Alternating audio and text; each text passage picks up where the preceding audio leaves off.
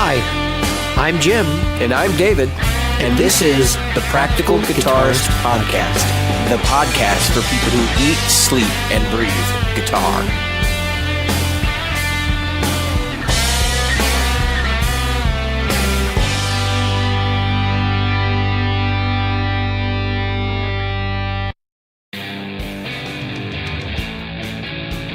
The Practical Guitarist Podcast is brought to you by Great Lakes Guitar Pickups.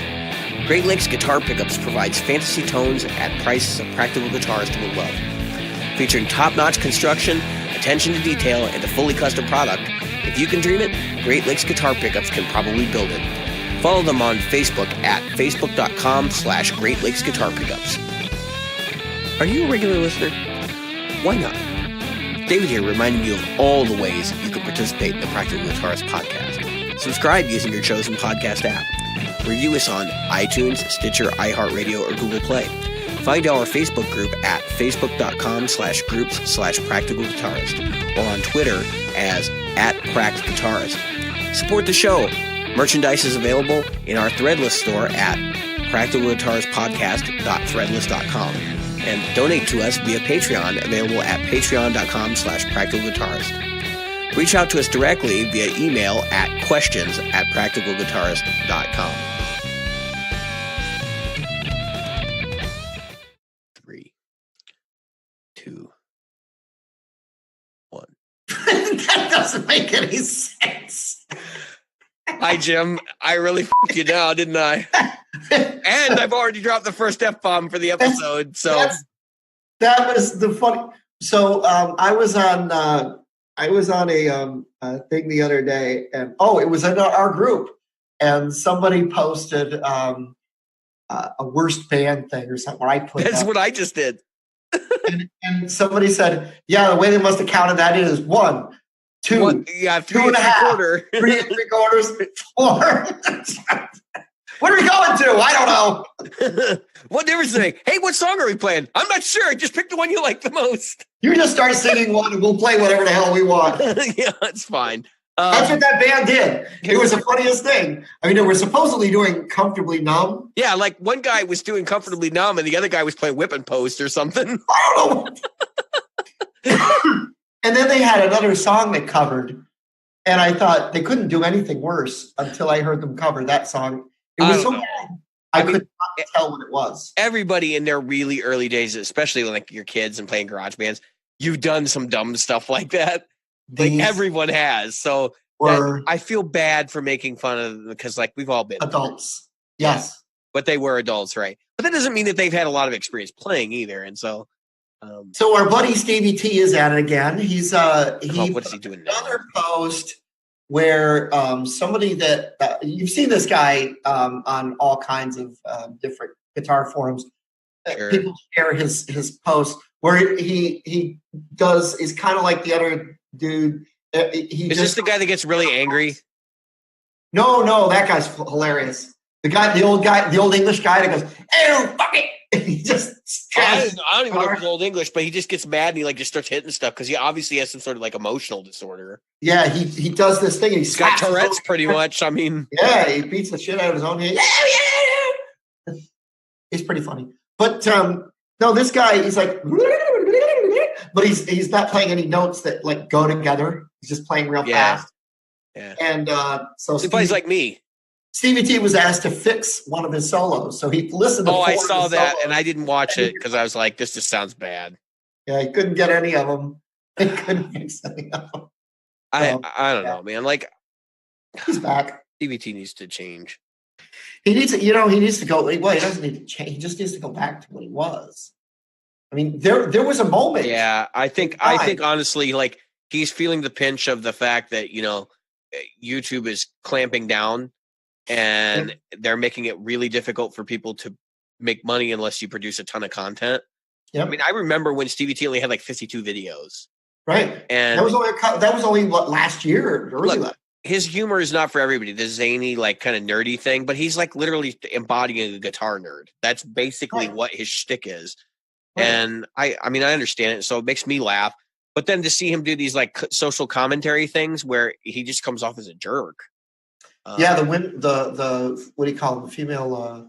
Well, that one I liked, where he did the women react to Stevie T, and then Stevie T reacts to women that reacting was to Stevie T. Yeah, that one was funny. I'm talking about 2 weeks ago when he did one about female guitarists, female shredders. Oh yeah, that one was a little uncomfortable. I felt like that was in really poor taste. Yeah. There was some stuff in there that I was like, really, dude, really.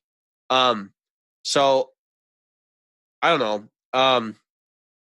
Yeah, I saw one of the Kiesel artists is a woman, and that was a pretty uncomfortable thread over in the Kiesel group.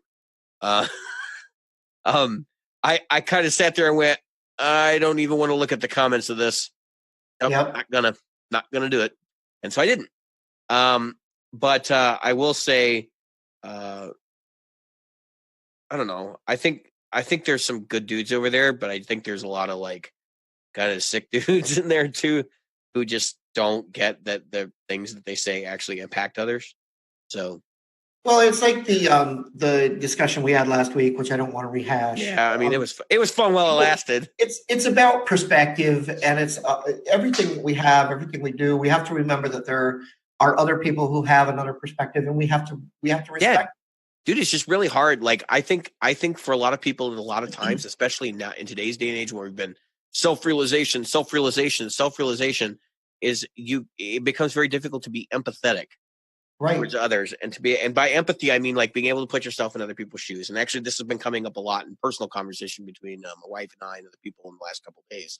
So it's a topic I find I'm very like immersed in it right now, but it totally plays into this thing. And actually, there was a comment I made in the group today I think we should probably address too, where I was talking about, good songwriting trying to be universal. I don't know that necessarily, maybe I misworded that. Like, I didn't mean necessarily like good songwriting, but stuff that's going to be artistically relevant in like 200 years is going to be more universal. It's not going to be so focused, like hyper focused on what's going on right now and specific language, relevant to right now. Like the reason people are still reading Shakespeare is because it doesn't deal with real people in most cases. I mean, there are things like Julius Caesar and stuff like that, but for the most part, it's the dramatic representations and the fact that the text itself doesn't like make specific allusions to things people can't understand today. When it does, like you've got the footnotes for it, and I don't think it would be as popular today if you didn't have those footnotes. Those footnotes go beyond the text. They're a thing called like extra textual evidence or something like that. That's the technical term for it. But the idea is that like you have to have that historicity in order to understand it. The same thing happens in music. Right. Oh, I can give you a prime example. So there was an Iron Maiden song I really liked. And in the song, I want to say it's 2 minutes to midnight. They refer to a primetime Belson feast. And I was like, what the hell is a Belson feast? Yeah. Well, and go ahead. That was in the days before Google. So figuring out what a Belson feast was for a young kid who didn't know what the hell that was, I came to find out that they were referring to camps in Germany where they would burn the Jews, and so it was a referral to the concentration camp and how. Of course, the song is 2 minutes to midnight. It's all about the German invasions and all that stuff. That's what it is. That's what it refers to. It refers to a very tough and hard time. Yeah, and, but the title of the song itself is also a double entente for the nuclear clock. That's and correct. What is funny about that is my generation, if you haven't seen it in a movie or something, like you didn't know what the nuclear clock was. No, and you wouldn't know it's not necessarily something you learn in high school in America about when London was, attacked. And bombed. Oh, sure. That's, I studied that stuff, but I'm just the generation after me. It's not as important, right? And if you really want like historical evidence of that, you can go back to even before that in the really the early part of the 20th century. People were not studying Napoleon. Now, Napoleon in the late 1700s was worse than Hitler. And he was almost dominant in Europe. There was a period of history for about 75 years after Napoleon where they didn't utter his name because he was like seen as the scourge of the earth. Yeah, it was like the he who shall not be named. Yeah, and everybody knew who he was, and everybody hated him. And we had Hitler, and that's kind of the same thing in our lifetime. And we're getting to the point now where people are not going to be looking at Hitler as closely anymore. When you forget your past. Yes, well, that's what I was getting at, though, is like, you're right. You forget the past. We forgot Napoleon. We ended up with Hitler. Yep. We forget Hitler. Who we going to end up with next? I mean, that's. Yeah, we went from Napoleon, Mussolini, Hitler. But let's get back to the songwriting side of this. So, you mentioned the Jimmy Swaggart references in the 80s, and I think those are an excellent example of things that are like, here's a historicity thing that's mentioned in multiple artists' music from that time period. You'd be hard pressed to find any rock musician, specifically like 80s metal band, that did not have some sort of comment about the Swaggarts or televangelists in general. That was everywhere. That was like I pointed out. It was in comedy. It was television. But it came and it went, right? Yeah, but it came and it went. It happened. By the early 90s, it was done and over with. By the late 90s, it was largely forgotten. And now we have televangelists again. And now here we are 20 years later with that guy in Texas or whatever. Yeah. With the mega churches or whatever. Right. That's what I was thinking of. But I'm not saying he's a good or bad guy. He may not be Jimmy Swaggart. But let's just play, because Jimmy Swaggart, that guy was, there were some issues there. But in this case, like it's history repeating itself, obviously. And it's one of those things where outside of the musical context, like if you weren't alive when it happened and cognizant of what was going on, which, even back then, like they didn't have the internet when that was happening. If you weren't cognizant of those things, you wouldn't know what the hell that means now. And you'd have to go Google it. You'd have to go find it. I was alive during some of it, so that I knew a little bit about it. But I mean, I grew up in an era where people were, the problem comes in. Well, you know what? We're not social commentators. That's not our thing. The thing of it is, when you're writing music, you're trying to convey an idea. I often use the song "Comfortably Numb" as a prime example of the ability of words and music coming into a perfect storm, being able to take a listener, regardless of whether you even understand the language, into a place that Floyd meant for you to go, the Floyd, as they were referred to, where it's a harder when you take music that has specific references, like you said, to a specific time frame. You can still garner similarities to a current situation, and we certainly don't want to forget where we've come from or where we could go if we forget where we've come from. It's just some things are a little more difficult to. It's harder to convey unless you're doing it more abstractly. And I think classic examples in literature of the last 100 years that we could use as kind of a parallel to this would be like 1984. Right. He doesn't specifically mention cultures by name, and like he doesn't specifically single out the targets of his satire, because it's a satire, and because it's satire, that's why it's so poignant. And then later on, George Orwell also did Animal Farm. I actually think that came out first. And that again is the same thing. He doesn't mention people by name, but like you can kind of infer who he's talking about. Right. And so you don't have to have the historical context to reconstruct an idea of, what he's trying to say. And because of that, the date, even though it was 1984, still becomes timeless. People still refer to Big Brother. People still use those terms from. Now, here's a weird thing though, right, Jim? So if you want to write a song, and let's say you want to write a song about Nixon, for example, today, you could do that if you give us enough context in the song to understand who he is and then what you're saying about him. And so I don't want to put the idea out there that like doing things that are biographical or historical in nature is wrong. The idea is that to speak to if you're talking about something they did, like something that happened around it, or something specific about the event. Like if you want to talk about something that's about racism, for example, you could talk about racism in an abstract way. But if you want to talk about an event and that event is significant and you want to describe that event, like go for it, because that's fine. You're giving enough context to the reader and to the listener that they don't care. Right. It's not like, so Mary Long from I don't know if you're familiar with that song. It's a Deep Purple song, and they're talking about basically Margaret Thatcher, right? But they don't call her Margaret Thatcher in the song. They call her Mary Long. Now there is one problem with that. If you're not well versed in history, you don't know who Margaret Thatcher is, and you don't know that they're actually talking about Margaret Thatcher. It may not diminish the impact of the song, but it does certainly change the meaning if you don't realize that they're like being satirical, right? So yeah. Right. Well, I mean, it's just like watching Monty Python's Holy Grail, and then watching it right after you watch King Arthur's Court. There, it's Camelot, Camelot, the movie Camelot, yeah. You kind of bring them together and you go, oh, that's why it's even funnier. Yeah. Or if you watch Spaceballs without ever having seen Star Trek or Star Wars, you'd be yeah. I don't know what the. Well, and that's the funny thing is like Spaceballs is really hard on Star Wars, but it's not hard on Star Trek. Yeah. Like, there's a couple of things in there, but it's not like super hard on Star Trek. The beam me up snotty. Yeah, I think it's more or less because like for them, they're kind of looking at Star Trek and going, yeah, they pretty much made fun of themselves already. Like if you've watched any of this stuff, like you know that Star Trek is kind of a joke in and of itself. But right.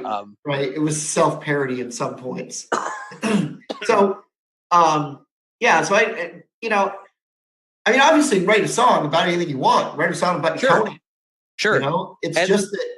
And know your audience too, because Dan brought up in the group, Dan Kish, he brought up in the group, he goes, but there is this band, like I know that, and I forget their name offhand, but he's like, there's this band I know, and they write all these cool songs about historical battles. And so some of that stuff's still common knowledge, like the Battle of Thermopylae.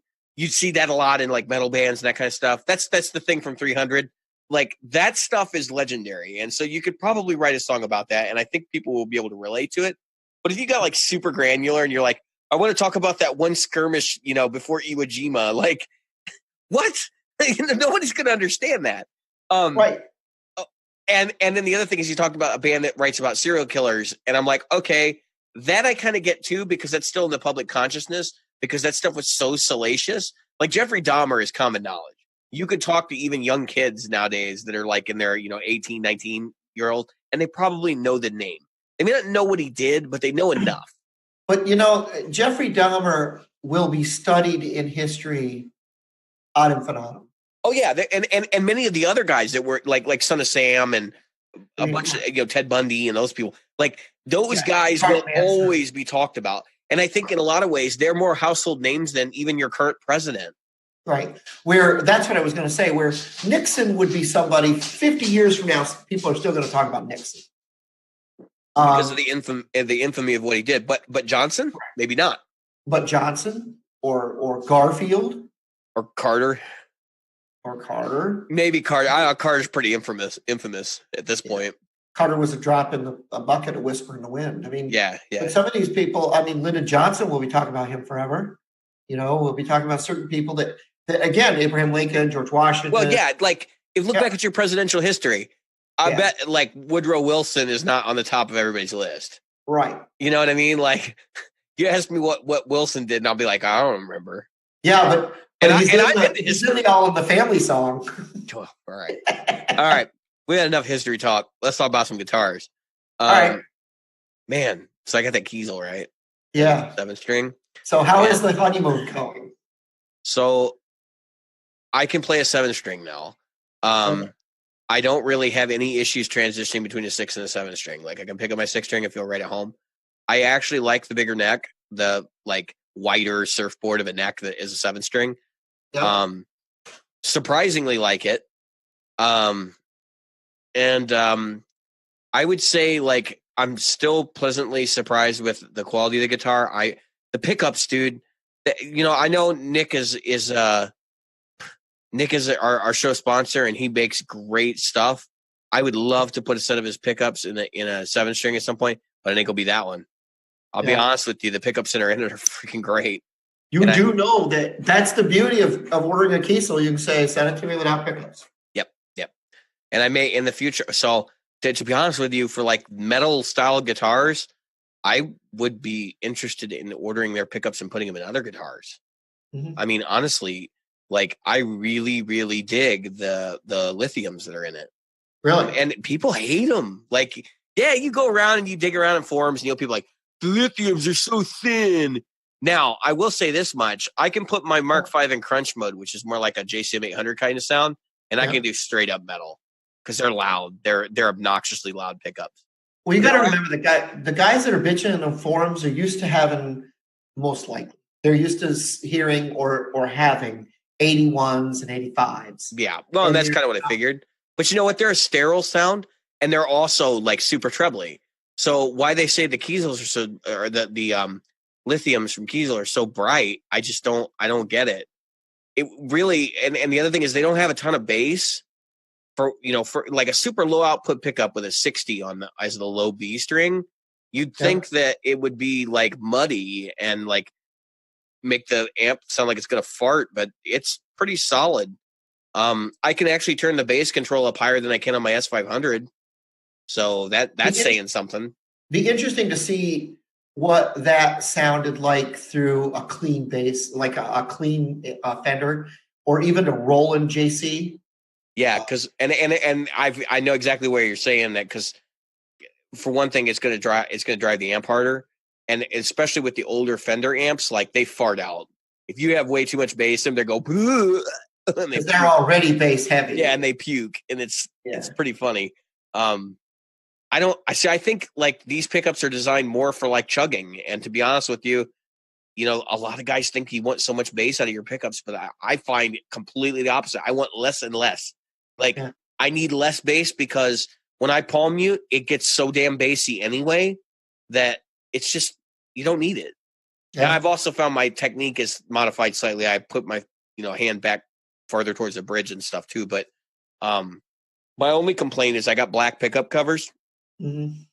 And I'm hitting the pickup cover with my pick because I do the downward pick slanting thing, and I'm just concerned that it's going to wear away the pickup cover. But if it does, that's wear on the guitar. It's not a big deal. That's right. It's a war wound, and that's what you're going to get. So I'm going to ask you a silly question. Of course, you're going back and forth between your 6 and your 7, and this might not be as big a deal to somebody like you, but. So you're going back and forth. Number one, they've got to be different scale lengths, right? No, they're all 25.5. Oh, so you're the one that you have and the ones you already had are 25. They're all 25.5. Almost all my guitars are 25.5. The only one that isn't is my my Shengzai and my SG. Those are 24 3/4. 3/4. Mm-hmm. And so the other so when you play your 7th string, do you find yourself only wanting to play a 7th string, or are you saying, you know what, the 7th string is kind of a crutch. I'm gonna be honest with you, like just writing songs and coming up with riffs and stuff. I'm like playing around. I really want to chug on the open B because it's like it just sounds really cool. And I mean, but I know like if you do that for an entire record, it's going to sound really repetitive. But you don't have to chug that. The fact that you have it. I know. And I have to keep reminding myself, like, I'm just not comfortable yet with like, okay, so I have this B, but I can play an E on it. You know what I mean? Like, I don't. It's like when you learned how to play an A on a 6 string. I mean, you're just moving. Yeah. Well, so you got to remember, we're talking about metal, like specifically, and that style of music. It's not uncommon for the songs just to end up in the key of E because, or whatever key they're tuned to, just because like they want that open string, And so I don't have 10 guitars for like 10 different keys, so I'm gonna have to like learn to actually use like other notes on that low B, in order to get my usefulness out of it. There are other notes on the low B. I'll tell you this much: playing conventional songs on a 7 string. It can be done. Like it's really once you get used to it, it becomes a lot easier. I've been playing Cult of Personality on 7 string, and like the only times where I stumble is where like I have to switch from like lead playing to chords, because you have to be cognizant of the fact that the chords when you visually look down at the fretboard, the chords look in a different place than they are. And so often you're like, oh, I'm going to hit I think it's an F chord. And like, I'll be hitting a C, you know? And it's like, wait a minute. No, that's a C. Oh, that's a C. Gotta hit it one. Yeah. I love the feel of that. So as I've told you before, I went to a 5-string bass, and honestly, going back to a 4-string bass was like, why? And I know a lot of bass players who, when they went back to 4-string, didn't go back to 4-string as normal. They tuned B, E, A, D and left the G string off. They just said, okay, I'm going to use 4 strings. I'm going to go B, A, E, D. Yeah, you're going to use the ones that I like, you know? Yep. I think, so with electric guitar, I think 6-string still has like a really important place. And I have so much knowledge of how to navigate a 6-string because I've been playing for 20 years. I don't think that will ever leave my arsenal per se, but I'm definitely going to be getting another 7 at some point. And I would probably go for a 7 that's more like my Ginels. And I would think like I want a 7 that's like my Ginels with the bird's eye maple neck, because it's so, like best of both worlds kind of thing. And I would probably do no neck pickup from Kiesel, and I would probably put an S500 in the neck or something. And I would probably do a humbucker in the bridge, and maybe an S500 pickup in the middle, if I do a middle at all. Yeah. Just because I really like the sound of a single coil pickup for the neck. I don't know, man. Like I really like these pickups. I can put the selectors, because it's a 5-way selector for 2 pickups, and it's got like a telly position, which is the in between at the bridge side, and then it has like an out of phase strat sound at the neck position, and I like both of them a lot. It was like, wow, it actually splits really, really well. I'll be damned. Wow. Yeah, that's pretty cool. I think that if you're going to do something like that, you know, honestly, you know, a 7-string has got so many, as far as lead work goes, for me at least, I could see a lot of use for a 7-string. Because as soon as I learned, and it didn't take me long, it took me a couple of days to navigate a 5-string. I was like, why are people bitching about? And then you'd hear people go, "There's no tab for 5-string." Yeah, dude. I do. That's one thing. The first thing I did, Jim, is I'm like, I want to learn some metal tunes. I just got this brand new guitar. I'm like, I'm gonna go learn some Cannibal Corpse or something. And then I look, and like all the bands that I've seen playing 7-strings are tuning down. They're like in like A sharp or some shit. And I'm sitting there going, wait a minute. So a low B is not enough for you? Like, what are you what are you doing? Are you trying to play bass? Like, what the hell? Yeah, there's a lot of guys tuning down to A, and even A flat, which I can't imagine the string gauge at that point. Yeah, dude, like you're basically buying bass strings and throwing them on a guitar. Yeah, like that's the only way that works. Your lowest string has got to be like a G string on a bass. Yeah, it's a 60. Yeah, 60, 62. You know? Oh, you're up there then, because I think the G string's what, 40, 45. Yeah, and you could probably get by with you know, if you had a multi-scales like the fan fret thing, you could probably go, I mean, lower. You could probably go to like a 64 or 68, like no problem. So yeah, that's kind of interesting. So I mean, I don't know if that's something you're doing, but yeah, you find out that these folks are tuning down way low. Yeah, well, I'm just like they can't be playing open at A sharp. Like there's just no way in hell. You know, and it would be one thing if it was like drop A, you know, but no, it's like the whole guitar is down a half step with a 7-string, and you're like, where are you getting your string gauges? You know, like what the hell, man? Because Jim and I were just having a discussion before the show. That's been another thing, is like I went to go get 7-string strings today, and they had 4 sets at the store that I will not name. And it begins with a G and ends with a R. And ends with center. Yeah. Anyway, I just ran in there. Right. They were like, they're close by. Well, I don't want good time. I feel like I'm not, not shopping there. I went there because they were close by, and I wanted to see if they had any seatbelt guitar straps. Right. And they didn't, of course, because why would they have something I'd actually want? And then they had 4 sets of 7-string strings. They had NYXLs, but they were 10 to 58s. Okay. Yep. And then they had who else did they have? They had Ernie Ball Paradigms. And so I almost bought Ernie Ball Paradigms. I was this close because they had those at 10 to 60. You should. Well, I would try them. I wouldn't. I don't, dude. Like, I don't. Look, the Paradigm is nothing more than their version of an NYXL.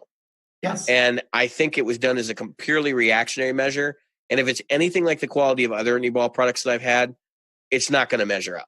Like it's one of those things where, yeah, like, look, we do this great thing, but Ernie Ball to me is the budget string manufacturer. Okay. So if you're in a pinch and like you got to have weed money that week and it comes down to weed money or NYXLs, like I get it why people use Ernie Balls. But they don't do anything for me. I've never had a string from them I've actually liked. So that's funny. When in the early days of guitar, I used to buy them because they were cheap, and I would be like, oh God, like, why are these so crappy compared to the elixirs I just pulled off? And I kid you not, I have pulled Ernie Balls out of the package that have been rusty. And I wish that was a lie, but you could see the rust on them and you're like, I don't know about that. I don't feel like I need a tetanus shot today. So I have had I've had Ernie Balls come out. They weren't the ones I got. I've had them rusty. I've also had them where the ties at the loop at the end, where the how they bring back that wrap, right? Right. Where that wasn't tied down and it literally cut my finger. Oh, Jim, we gotta announce something on the show. So we have new T-shirt designs. Yes, I was going to announce that. Yeah. So Jim's talking about the wraps. You'll see why that's important when we talk about them. Yes.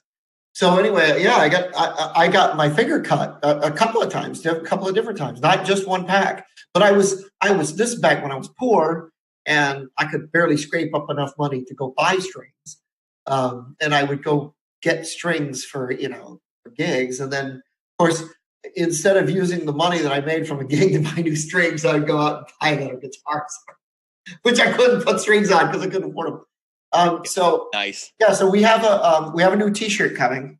We have a pair of them actually. Yes, and the first one, which I want to talk about first, which I've already ordered one of. Do you remember? Does anybody remember? I'm gonna take you way back, right? Like episode 20 something, right? Yeah. Where we were talking about pickups and how important pickups are to your tone. And then I made a comment about the hierarchy of tone. Right. And in that episode, I actually made a joke about how I was going to make a T-shirt that had the hierarchy of tone on it. This is a reality now. I have done this. It is real. So, folks, it looks like the food pyramid. David worked an entire day. Yeah, I did actually. On the artwork. So I don't feel bad about paying full price. I paid full price, same price you guys would for a shirt. I did not get a discount. And I ordered one. Hopefully it's big enough. Yeah. I ordered one. I hope to swim in mine. I'm going to look like Marlon Brando. Did you go for the 4X? I got a 3X, but I went with the 1X. Yeah, you're tiny though, Jim. You're like a midget. Yeah, but I'm going to have the pyramid of tone on a dark blue shirt. It's a navy blue shirt with. So here's the cool part, everybody.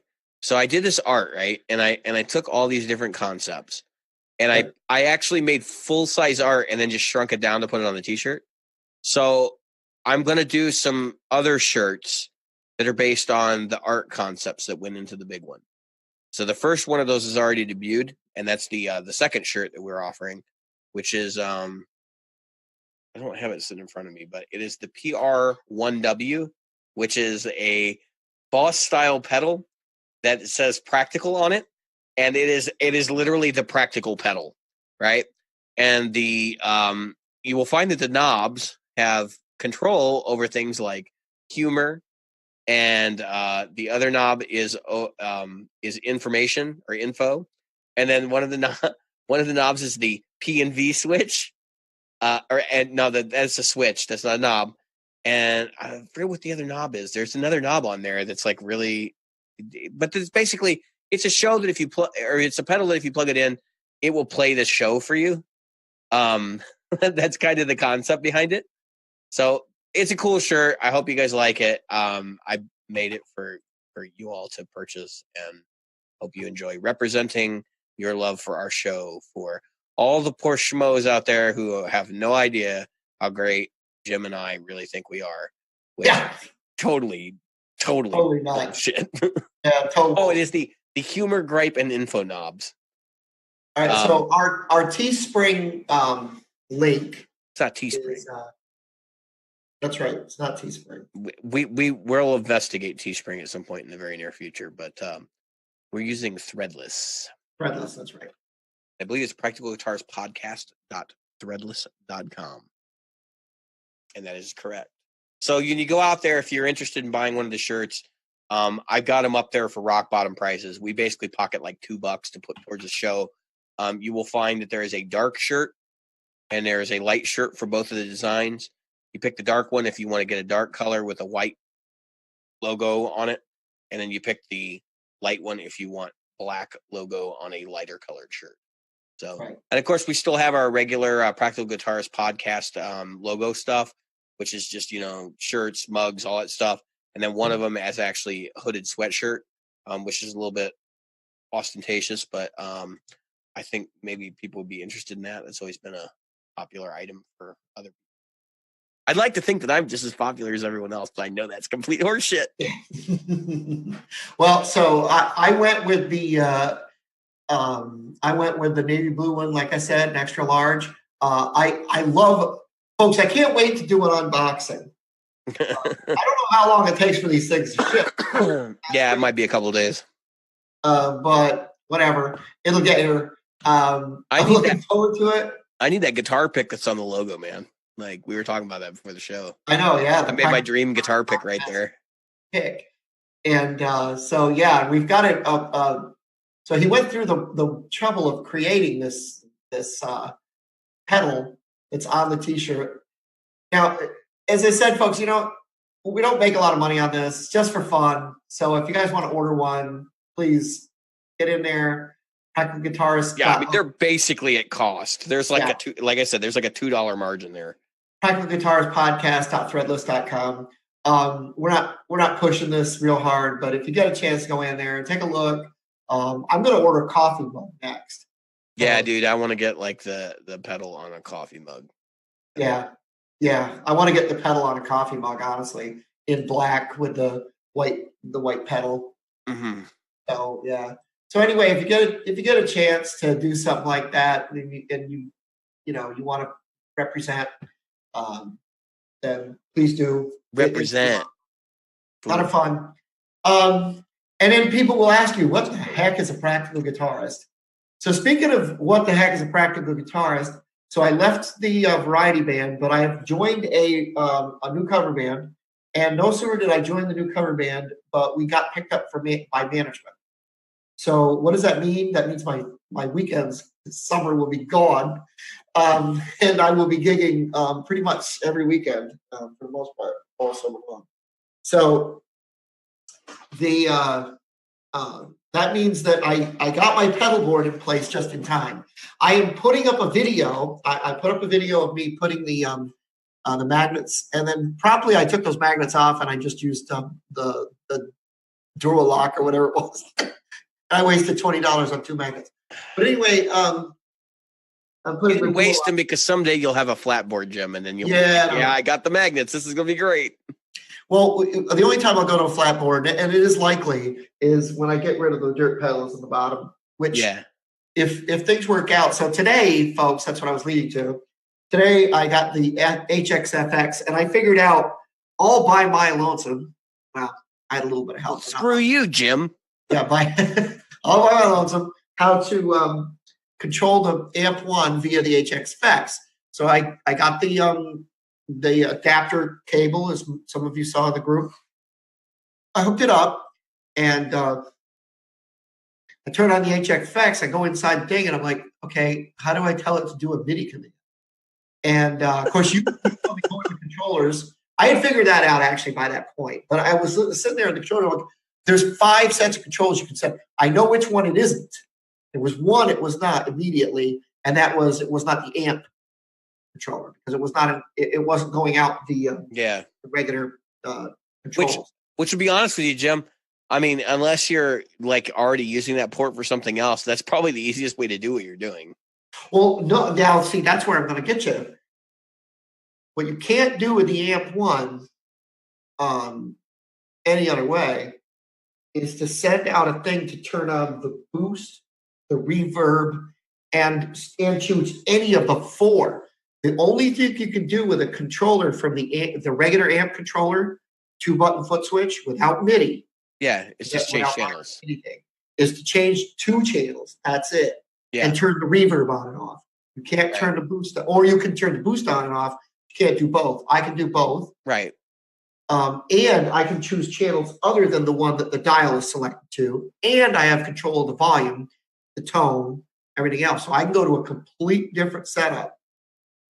So you can actually send your EQ controls via MIDI over there? Yeah, you can send the whole thing. Yeah, because I was looking at the manual like a while back, and they didn't list I didn't see the tone controls as continuous controllers in there. So what he did was he put there's a secondary set of controls that you have access to, but you only have access to it via MIDI. No, but I'm just saying so all MIDI devices are supposed to have a MIDI spec sheet, because MIDI 1.0 is like so ancient now. Companies have just basically stopped getting MIDI certified. So that's part of the reason why MIDI 2.0 is now a thing.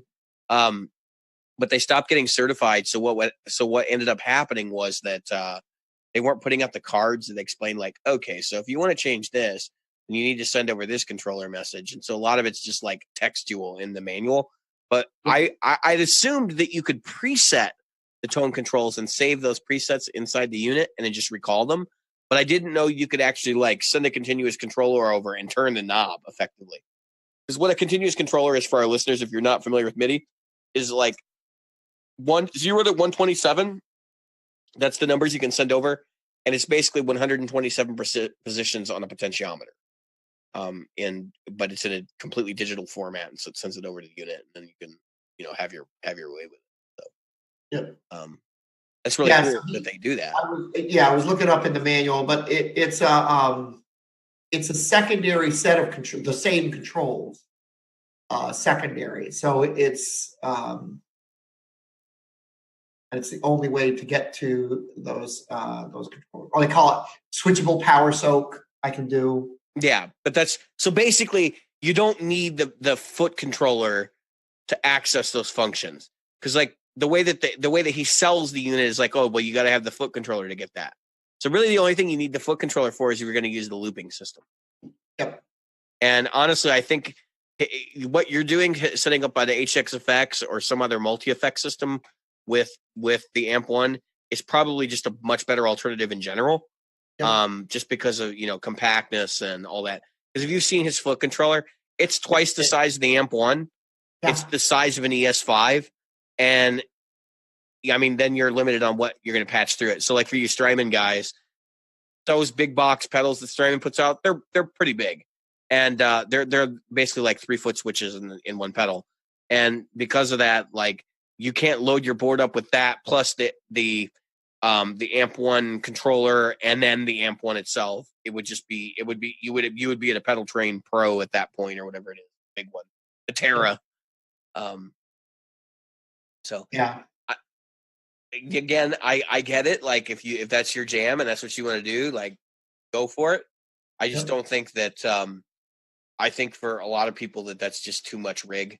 Like it's just too much stuff to deal with. And honestly, Jim, now that you've done the MIDI programming, like, do you understand what I was telling you though about it just being a giant pain in the butt to set up patches on multiple pieces of equipment? Yep, super easy once you know how to do it. Well, it is to a point. Like you're not dealing with as many pieces of gear as I had that were MIDI controllable, and every time you add one, it gets that much worse. Yep. And I'd have to add another channel. I can control up to 6 items at a time with one switch. Right. So I can say, okay, if I do this, I can go, okay, because the way I learned how to do it, believe it or not, this guy had it up. He was, of course, a worship dude, had up controlling it for his ambient sounds, right? Mm-hmm. So he said his HX effects told his looper to do one thing, his timeline to do another, his fix guy to do another, and so on and so forth. And all you had to do was pick, one of those 6 items that you can do it at a time. Yeah.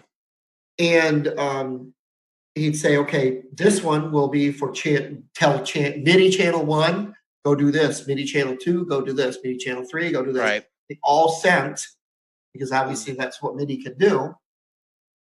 They all sent out and sent those signals at the same time. It's pretty cool. He had for his synthesizer and some effects pedal thing. And that next update, they're blowing the lid off the MIDI integration. So yeah, I have a feeling it's going to do a lot more stuff, and I wouldn't be surprised if you can send a hell of a lot more information over than 6 items on a key press. Oh, I know. That's good because it's pretty comprehensive. And the other thing is, like, with all these devices, you could theoretically rack about anything that's MIDI and just put a controller on the floor and never even have to see that crap. Well, see, now that's the thing. So all this work I did to get the amp 1 locked down to the pedal board, and you're I don't need it there anymore. Well, now you're thinking now I got a MIDI, like I should just put all this stuff in a drawer in a rack. And I can put it in the rack. Yeah, you could put it on a drawer in a rack or on a shelf in a rack. And then the nice thing about that is somebody spills beer in your controller. I mean, hell, those Behringer FCB 101s, they're dirt cheap. I think you can get them for under $100 now. Yep. What are they going for? I'm gonna look it up while we're talking. But you can take over. So, I know you got things to say. Yeah, they make a thing for the some group of people. Of course, the HX effects, this HX Stop, the Helix LT, and the Helix. There's a company that makes these really super cool covers, so that if someone I know who it is. Yeah, I know it is. But you know what? I'll be honest with you. Those covers, I wouldn't buy one. I think I don't think that they're built as well as they look, and I think they limit the functionality of the device. So, like, you can't use the capacitance, the capacitive touch. But the other thing is, like, once you put one of those shields, like the Sun Shield, I guess is okay. You put the what I like to call the Helix condom on, and when you go to step on it, like you're just stepping on crinkly plastic. Eventually, it's going to break, and you're going to have water coming in. That's just it, though. I mean, I've been screen protectors make sense. Right. I was in the Navy long enough, and I've been around mariners long enough to know that every time you put a cover over something that protects against water, it eventually breaks down and just cracks. Yeah. Well, especially the kind of water you'd be exposing it to, because you've got trace elements of salt and everything. Yes, and especially because I'll be playing at the beach a lot this summer, so we'll see. We're gonna see how this rig holds up when it comes to the summer. Well, I'm honestly, like, I could see you going with the HX effects for a while and then just getting a rack Helix and putting the amp 1 in there to just drive your rig. I'm honestly, like, I'm so torn right now. I have this fantasy that this year I will buy a Rivera Fandango that I find on Reverb for like $600, $700. Yeah. And then I will not buy another cabinet because I'll probably buy a combo. I really want to do a head, but there's just not a lot of Rivera heads out there. Like, most of the guys are buying combos. And then the other part of this fantasy is, like, I will probably just buy a power amp for my Helix. Yep. And run it in the cab. I'll probably do an FRFR there.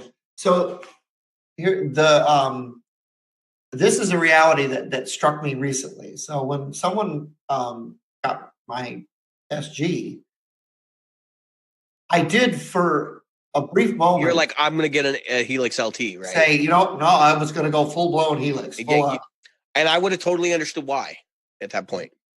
Yeah. And it's still crossed my mind. The time is not up.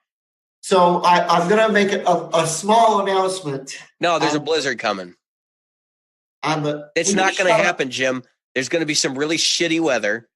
And I apologize for swearing, but there's going to be a really bad blizzard that hits Virginia Beach. There's a polar vortex right now spinning up over like Kansas. Yep. And do you really think that a blizzard will hit us? I mean, they say that the blizzard is coming Tuesday. Yeah, and it's not going to be the Blizzard of Oz either. Like yeah. So if we get a Blizzard Tuesday, everybody will hunker down. Yeah, a Fender Blizzard. Kind of like a Fender Bender. May as well just say what it is. No, you haven't said anything else, so I'm not saying anything else. So let the people wonder. Let me just Google those two words. Fender Blizzard. Yeah. Guess what? Is there actually came up right at first thing? Is there actually a thing? Yeah. All right. All right. Okay. All right. So guys, I just spilled the beans really bad. Apparently, I'm sorry, Jim. Did I ruin your day? I didn't say the word Fender. You're the one that talked about the Blizzard, man. I did. I said the Blizzard. Before the show, you were like, we're going to talk about the Blizzard that's coming. And I'm like, okay, I get you. Like, wink, wink. I got it. So I'm getting a Blizzard Pearl Fender Deluxe HSS. And he's going to have it for like 3 days, and then he's going to return it and get a Helix. Well, if my prediction. Well, if I don't like it, that's what's going to happen. Well, and you should take the HX effects back too when you do. Oh yeah, that's what's happening. So you'll get it. So you'll double down. Yep. You'll get nothing for your HX effects because it's out of the 30-day. No, it's inside the 45-day window. Is it really? And what are you doing, Jim? Why did you order another guitar? Yeah, that's what I'm saying. Like, honestly, Jim, I'm sitting here shaking my head at you right now. I'm like, what are you doing? Like, this doesn't make any sense to me. Yeah, I know. So we'll see. I mean, I have a feeling I'm going to like it. So for those who are unaware, the Deluxe Series, I think it's 2016 is when the Deluxe Series launched or changed. And they put they put Fender noiseless pickups in them. And they've got a very flat fretboard. It's 12-inch fretboard. That's not very flat. It's flatter than the ones that That's not, Jim, that's not very flat. You can compared go. To 7.5 inch. You got an Ibanez in your background somewhere. No, yeah, the background. That's 15 inches. Okay, it's like 15.75. You can get Kiesels like, and they consider these to be like kind of standard guitars now. 20-inch radius. Like, if I wanted to play classical guitar, I'd buy a freaking classical guitar. Okay. Yeah, well, it's like playing guitar on a 2x4. Yeah, I was going to say at that point you're just playing guitar on a board. Yeah. I'm just talking about relative to 7.5 and 9.5 inch. Yeah, no, and I prefer 12. Like, even my 25.5-inch scale guitars, like all of them are 12 except for one. So yeah, this has got the HSS. It's also got the S1, which. Okay, so I'm going to tell this story. Yeah, crap. I played. All right, so I played an S1 equipped HSS noiseless deluxe back in. Oh, listen to him get the model numbers out and like. No, I just remember when they said. I'm just teasing, Jim. Relax. We got this S1, and they made a big deal out. Fender was like, you got to try our S1 switch, of course, like they do everything. Yeah. And I course, went down to the store. You guys got one of the S1 Fenders? Oh yeah, we got one right here. I really liked it. I did like it, but the S1 is just a 7-way, right? Yeah, they turn it into a 7-way. Okay. So what you've got is the 3-way, right? And I've never had a 3-way. No, it's more than a 7-way. Mine are usually a 5-way. It's a 5-way switch. If you push the S1 in, the S1 in the bridge position splits the bridge pickup. That's good because it's got an HSS configuration. I thought you could get like 3 S1s. Right. It's like a mid boost if you push it in. What it does is then it puts the bridge pickup in with any of the other pickup combinations. Yeah. So now you can go. I have that on my guitars too. It's a little switch on there. Yeah, you got the same one. No, same thing. It's the same idea. It is, but it's not done the same way. There's no push button. It's not a push button. It's a freaking toggle switch, which I prefer because then I don't have to worry about whether it's pushed in or not. Yeah. So so you can push the toggle switch in, and now you can have the neck with the bridge, or the neck and the middle and the bridge, which can sure, right. So it's an 8-way switch. Mm-hmm. With the SSS, it would be considered 7-way. Right. And I think they actually did what they called the super switch originally, which was a 7-way blade selector. And then later on they rebranded it as the S1 switching system and whatever. It's not look, it's just extra switches. I mean, like, to be honest with you, the reason why I kind of thumb my nose at this stuff in general is because, like, the Stratocaster in general has been around since, like, the dawn of time as far as electric guitar is concerned. That's right. And so for me, it's like, do we really need other positions? And okay, I know, Jim. I wanted to say something before you take over. I know that, like, humbucker single is like a different animal, but to be completely honest with you, if you get the right set of single coils, you don't need a humbucker. You just got to have the right set of single coils to make those sounds. And I'm sure that Nick over at Great Lakes Guitar Pickups could probably make that a reality for anyone in our group who is interested. I'm sure he can. Yes. So yeah, how do I say this? He's laughing at me. I'm not laughing. I was licking my lips. Oh, and of course it's got the 2-point trem. Anyway, and I wanted a maple fretboard. So this guitar is, when they say is it a finished maple fretboard? I don't know. Because if it's finished, it's going to sound like razor blades.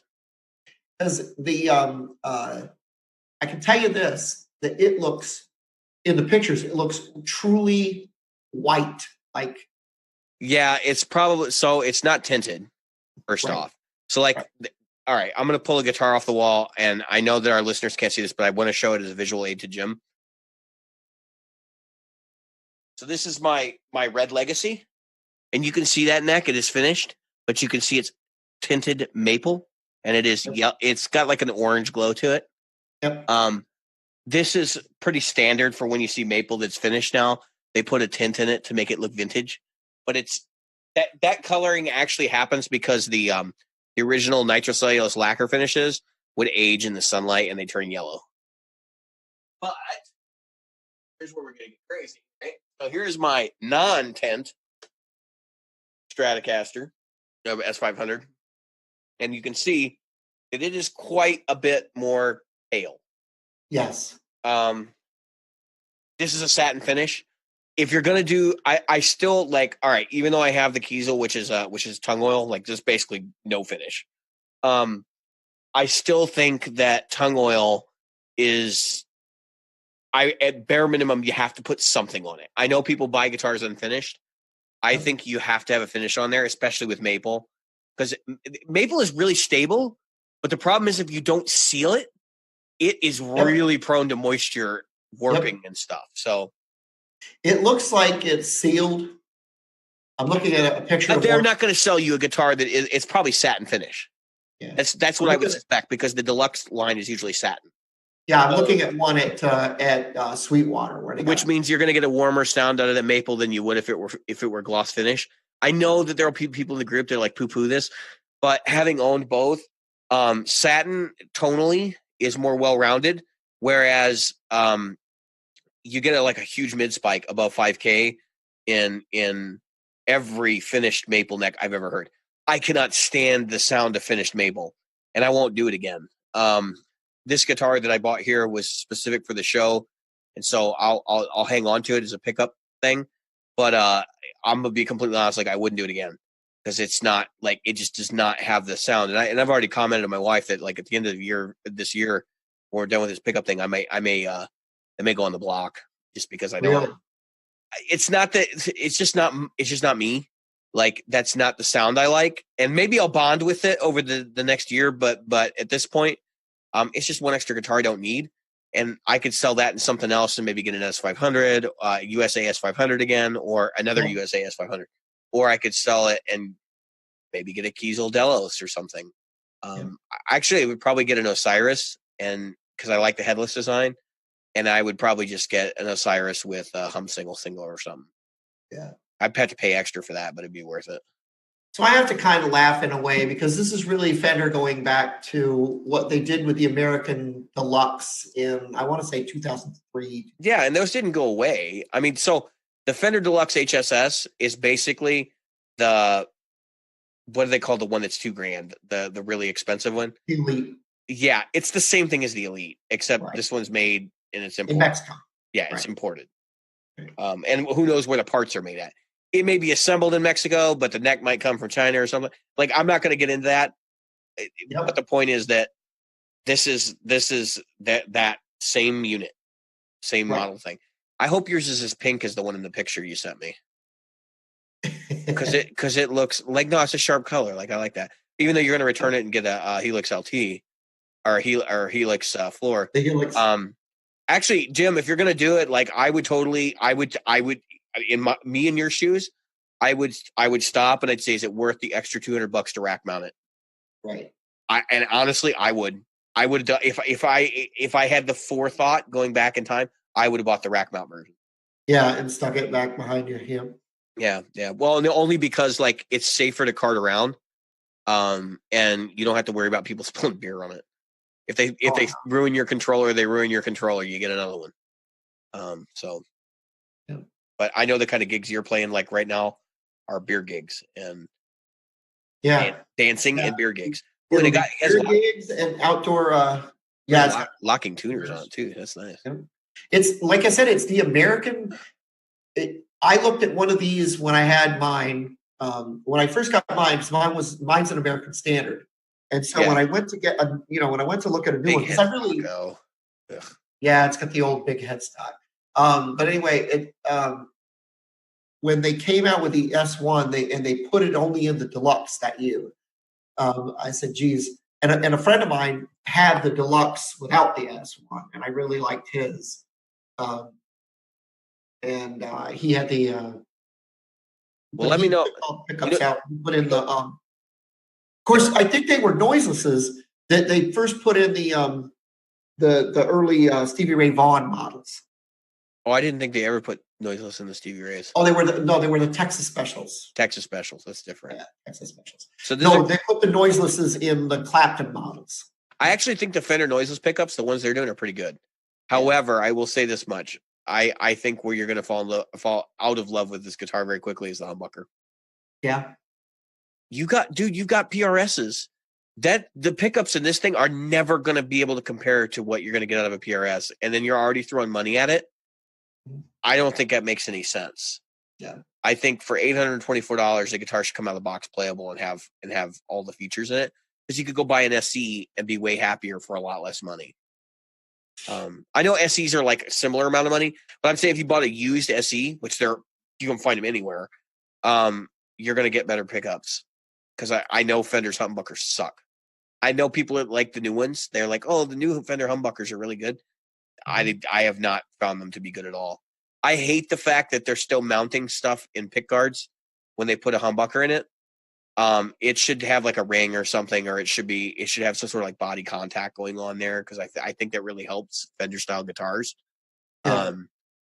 especially for like a humbucking pickup. And I know they made like the atomic humbuckers in the 90s and stuff. I still don't think that they're like really where they should be. And I know a lot of people who've swapped even like guitars made in the last 5 years from them with Seymour Duncan's, because the humbuckers are just better. I mean, that's what gets me is when you go to these major companies, and we've talked about this on the show before, man, like Gibson, Epiphone, Fender, Squier, whatever. You pay for the name and you don't get what you would get if you went somewhere else. And it's really kind of embarrassing, because we know they have the R&D money already put in there, because the pickup you get in this guitar is the same pickup you'd get in any other humbucker equipped Strat below the $1,000 price tag. So yeah, well, I can tell you they're actually Epiphones now coming with Seymour Duncan's loaded, which is the weirdest thing, because that's I know, and you got to be careful there too, because Seymour Duncan has a line of pickups they're not making in the States anymore. And they do it for OEMs. That's what I've heard anyway. I don't know if that's Nick probably knows. I have heard. So they had Duncan designed, right, which is like pickups that Duncan specifies and then the manufacturer makes. But I also have heard that there are like OEM Duncans that are only available via OEM that are not made in the States. They're made by somebody else and put into guitars so that they could put the Seymour Duncan name on. Seymour Duncan didn't want to do that originally because they wanted the Duncan name to be made in the USA and like all that. But there's just too much market share for them not to do it that way. So if that's not true, sound off in the group. Sure, let me know. Like, but I think I remember reading somewhere that both, and it's not just Duncan that's doing it. It's Duncan and DiMarzio are both doing that. So, wow, that guitar is kind of pink. That's cool. Yeah, well, I've been in the room where they actually take those pictures, and I wonder if it's just the reflection off the floor. It could be. And color correction. It's probably the camera's probably auto correcting. I just can't. Well, then it would probably take on the colors of any room. Yeah. Well, it's reflective. You'll see it's high metal flake, and that's definitely a satin finish neck. Yeah, 100%. 100%. So it is. Yeah, absolutely. That's a satin finish with a light tint in it. Yeah, I don't like those slick necks. Well, satin will be way more slippery than a gloss neck. Problem is the gloss neck sticks to you. I know, that's what I mean. Well, I don't like slippery. You said I meant glossy. Yeah. So, and the other thing, keep in mind, this has a freaking offset. Look at the trim cover on the back. It's got an offset screw in it. That's weird. See how one screw is like higher than the other? Why the hell do they do that? Yep. I don't know. I see that on the back of this one too. Yeah, it's weird. And both of my PRSs are that way. Oh, they have a trim cover with an offset screw. Offset screw. Yeah. Yeah. I mean, I don't care. I just think that's kind of weird because like first thing I do is take trim covers off. Yeah, this is the same here. Put them in a bag. Here, dog. I don't even know why they're bothered to do it anymore. You can see a sock in the back of that guitar right there. If you saw the back of it.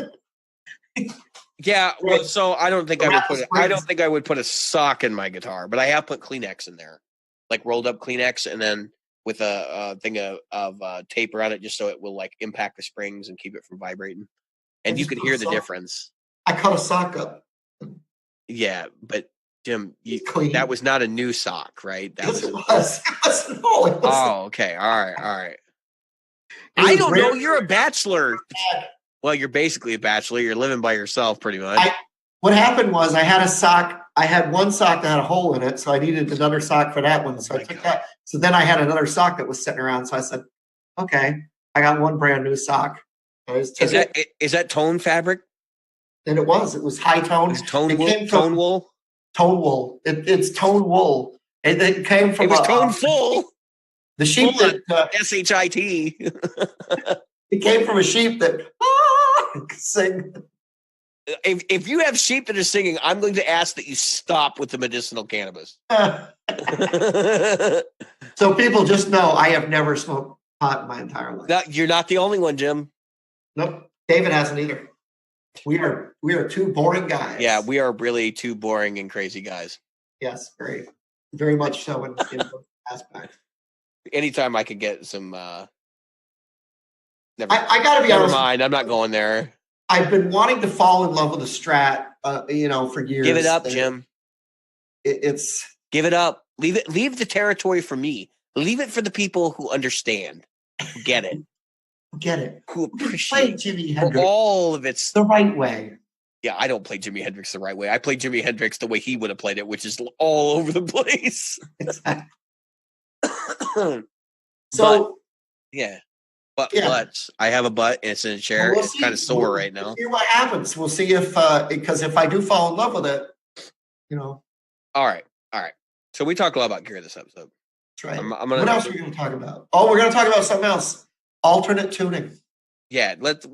So before we move on, I have to shame you because you're buying another Fender guitar. Fender. You have bought how many Fender guitars in the last life? There's a red Strat behind you right now. There's a Butterscotch Telecaster. There's a Butterscotch Telecaster. Didn't you have another one in between? You should have just kept the PRSs and been done with it. You don't need any other guitars, Jim. Those PRCEs are totally versatile. And every time you come to me and you're like, I need something else that does this or this, I just shake my head and I'm like, no, you got two PRSC, you got CE and SE. What you need to do is you need to sell that SE You need to sell that butterscotch telly. You need to sell or you need to get back the Fender you're bringing in to get yourself a Helix and get yourself another CE. And then you're done. You got everything you need. Yeah. Well, I keep one guitar tuned down. That's tuned down to E flat. Yeah, but you got to back up. Like if you break a string on the main CE, you grab that one and tune it up. Except you have to have a Floyd. Do you need the Floyd? Be honest. No. So that's why I said, like, sell it and get another CE, get a hollow body CE, so you have a little bit of variety. Leave that as your down-tuned model. And then when you have to, like, if you break a string and you need another guitar, grab that one, tune it up real quick. Well, I want to try to get my rig through the winter and see what happens. That's kind of where I am. So unless I hate the Strat, which is a possibility. I don't think you're going to hate it. I don't think you're going to hate it. I don't like this one. This is my kids. It's not Jim, my concern is you're going to get the Strat and you're going to waste the 45-day return period on the HXFX. You need to make a real hard, fast decision about whether you think you're going to bomb with that guitar. Because I think you're making a bad mistake by not going to the Helix. Oh, I'll know right away. You better. Because I can just see, Jim, just like the Plum and Blue ST that you had that you're like, I'm not selling it. It's too beautiful. Like, you had it for this long ass time, and I was sitting there thinking, I was like, when's he going to sell it? Like, I know it's coming. I was waiting for it. I was like, when's he going to do it? And you did it. It was right out of the blue too. And I'm just concerned that like you're going to do the same thing here. You're going to get the Strat in, and you're going to have it for a couple weeks, and then you're going to be like, I don't really like it, and you'll return that, but you'll have missed out on the opportunity to just go ahead and get the full-on Helix. Yeah. And I wouldn't be surprised you get the Helix, so you may not want the Amp 1 anymore. That's just it. I would probably go Amp 1-less. Yeah, I mean, I get it. Like, I do get it that why you would not do that. Just remember that so if you were going to do that, you have to go full range, like right out of the box if you're going to do that. So just beware that, like, sell off the Amp 1, pick up a power cab. Right. Because I did try the power cab again, and I liked it. I think it was not the way they had it set up was improper the first time I went. The second time I went, I got a lot more good vibes out of the power cab. And I could definitely gig a power cab. So I've heard some people saying they're not loud enough.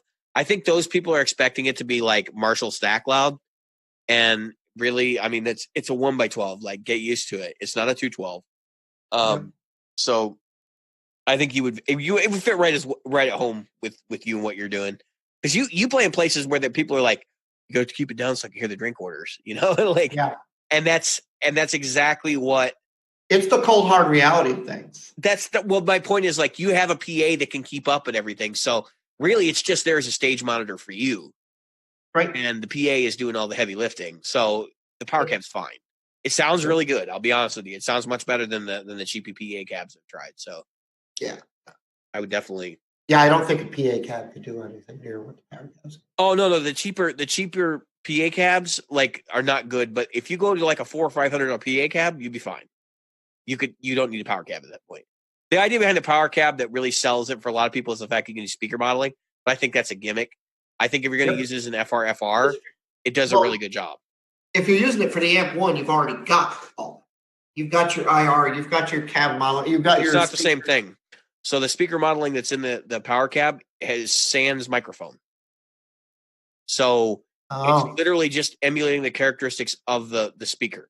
Gotcha. And to my ears, it's an EQ. Okay.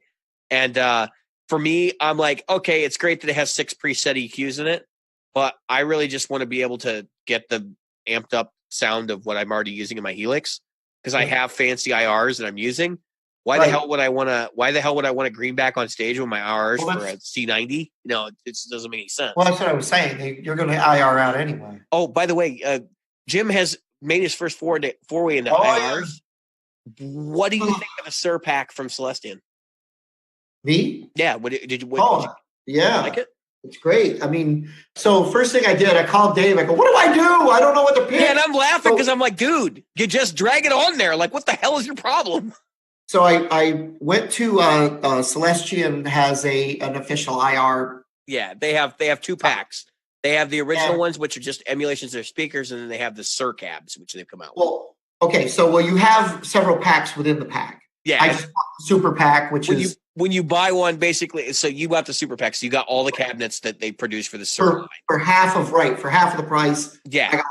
So what happens is you open this thing up, Jim. What do you see inside?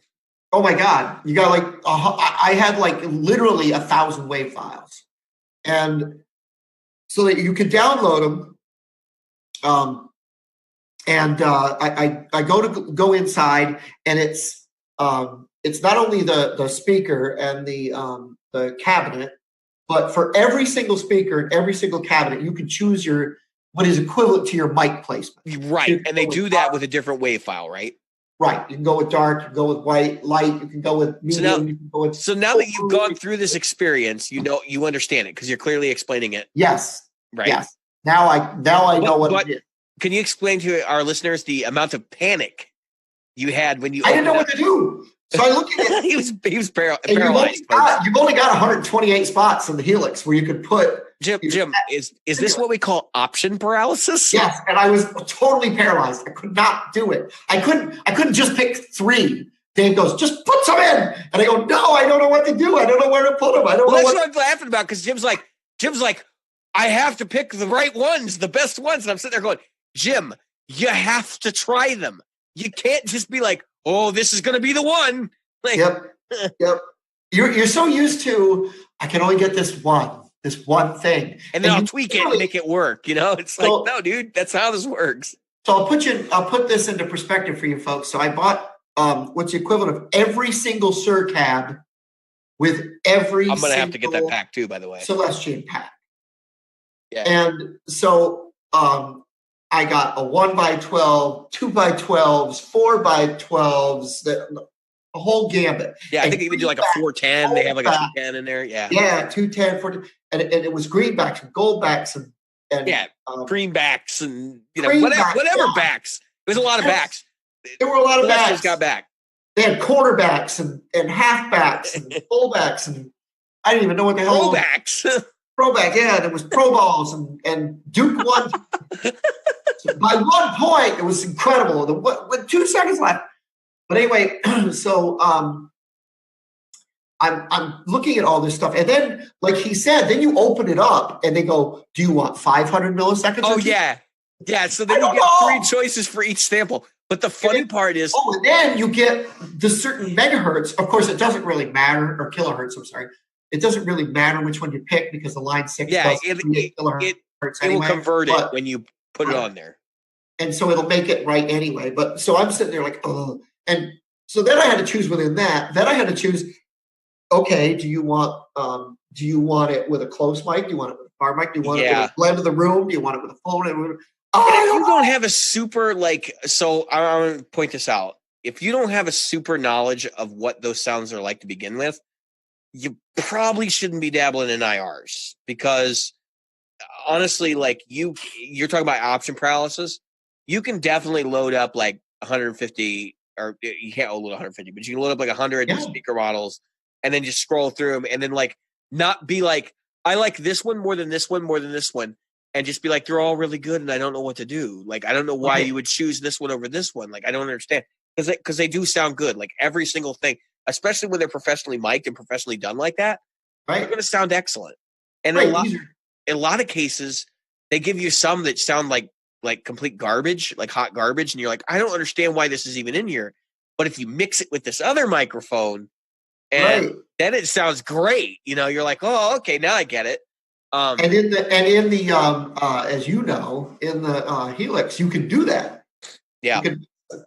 You can put a pair of IRs in parallel, or Jim, you can get a software item that will actually mix them and put them into one wave file and load them into a single IR block. Which is you probably haven't experimented with that yet, but that's another way of approaching it. Now, but I will say we've established you got like 10,000 wave files, right? How many do you actually use? 8. Well, no, I actually use 2. See? I actually use 2. And I have hundreds now. And I'm going to buy another pack. So I'm trying to pull up HX Edit while we're talking so I can say the two that I really, really dig. And I actually, so I've got own hammer responses. So I have a different brand than Jim. And they're, I would say they're a little bit darker, and more like kind of heavy metal, hard rockish. I have the rectifier, the own hammer 412 recto pack. And I love the C90 mixed with a V60. Yep. And they have presets. When you get own hammer, like they give you like 12 or 13 tones that are like preset mixes that they put together for you. And honestly, you don't even have to go beyond those mixes. If you scroll around, you'll find one you really like and you just use that. But basically it's mimicking kind of the Jimi Hendrix way of miking things, where you've got like a ribbon mic and you've got maybe an off-axis 57 or something, or I like the MD241 or whatever, the Sennheiser. So I typically use that one, and that is the cab that I use for probably 90% of my sounds. The other one that I really, really dig is I have the massively multi-mic'd Marshall cab that Own Hammer does. You literally buy one cab for like $15, and dude, it sounds so good. I'm like, yeah, okay, I see why it's $15 now. Yeah. So and there's more mic combinations than you can possibly imagine. That's what I was going to say. So each one of the ones that, now what we're talking about, we're not going with the free or $2. No, these are paid IRs. Right. They're not terribly expensive. I bet that was kind of a surprise to you, Jim, that they were like $7 or $8. Like, so I got everything for $35, and I got so just to give you an idea of the cabinets, I got a Bella 1x12, a Badger 1x12, a Hedgehog 2x12, a PT 2x12, which I guess that's Pete Thorne, Pete right? Thorne, yeah. A 4x12 closed and a 4 I got Celestion V-type, Celestion Vintage 30s, Celestion G12 65, Celestion D12 H75, Celestion G12M. Those are greenback. The 1275s are creamback. Right. Machine. And those are per cab, right? Like, so you can take like a Badger cab, and then you can have like 10 different types of speakers in it. Right, and so it's just an insane option of it's incredibly like this. Yeah. When it comes to, and like David said earlier, if I wanted, I could run a Sir 12 by or a 4x12 with greenbacks, and then put vintage 30s in the other one. Yeah. And have one mic'd close and one mic'd, room or whatever. I'll be honest with you, the V60, so the Celestion Vintage 30, and the C90, the Black Shadow, in the same cab, I want one for real, because that sound is like the voice of God. Honestly, it has all the throaty like grunt of a greenback with like the smoother high end, but still just gritty enough to be like rock and roll. And it's got a lot of low end that's not like flabby or anything like that. It would work really well with my Mark V. And so I have plans to get a cabinet this year. I was going to get a 1x12, but I think I'm going to go for a 2x12 because I want that combination in one cabinet. So what David recommended to me, which was a great recommendation, by the way, was because what I was going to do was buy the creamback selection, which meant you got creambacks in every combination of speakers. Right. Where with the Sur one, I got so all the cabinets and all of these different speakers. And I could let me back off and just explain why I did what I did. So I have the Celestia Impulses. I have the regular ones, the ones you were looking at, like the creambacks. I have a couple of them. I have I think I have the 1x12 V30s. I have the 2x12 V30s. I have like open back, closed back. I have the creambacks. I think I have like greenbacks. So they're all British style speakers. I do have the Celestion A-type because I do use it for like deluxe reverbs and things like that in the Helix. But so here's the problem with those models. They're not based on real world cabinet dimensions. They're based on what Celestion says makes those speakers sound best. So in other words, they have these custom cabinets they built to stick those speakers in, and then they mic them up in a really expensive studio. But the problem is we guitar players are used to hearing things that sound like crap. And so when, greenbacks are put in a Marshall cab, that's not the ideal dimensions for a greenback speaker. Right. Like, it's just not. And so because of that, I'm accustomed to hearing it in the wrong light. I got these speaker impulses, and I find them to be very razor bladey.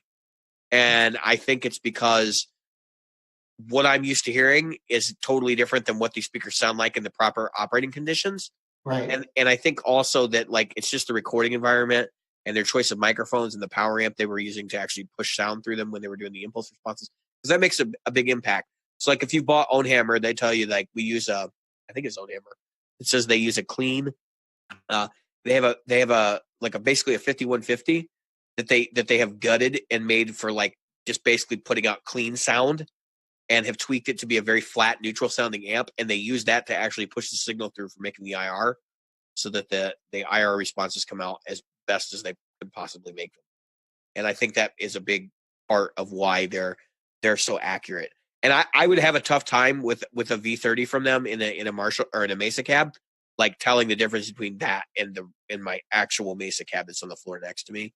Except for that, of course, mine's a mini recto, so it doesn't have the exaggerated bass. Like, that would be a dead giveaway. But if you scooped out everything below 200 and just made it, very, very similar, I couldn't tell the difference.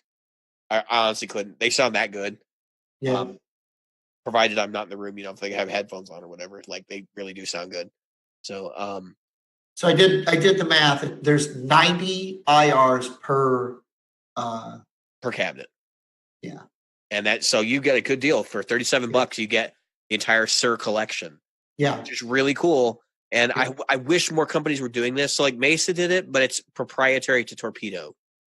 So you'd have to have, like, a Torpedo 1 note or whatever, or 2 notes live or to use it. One of the Torpedo systems. And I think that sucks. Like, we're in a day and age where nothing should be proprietary like that anymore. Oh. So, well, according Mesa, to, well, of course, I don't know how the proprietary is, but I do know that according to the line 6, if you get the WAV file, they convert it. Yeah. And so the other thing is, like, you can buy them direct from line 6 too. That line 6 has an IR store.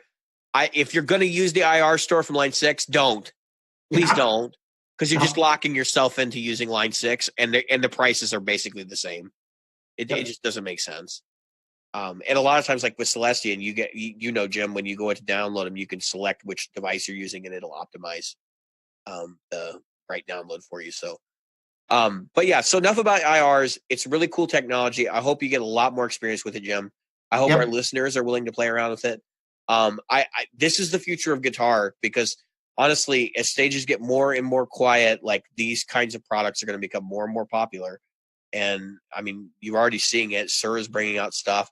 Boss has got an IR modeler coming out in the Tube Commander, or whatever, the Tube Amp Czar, or whatever the hell they're calling that thing.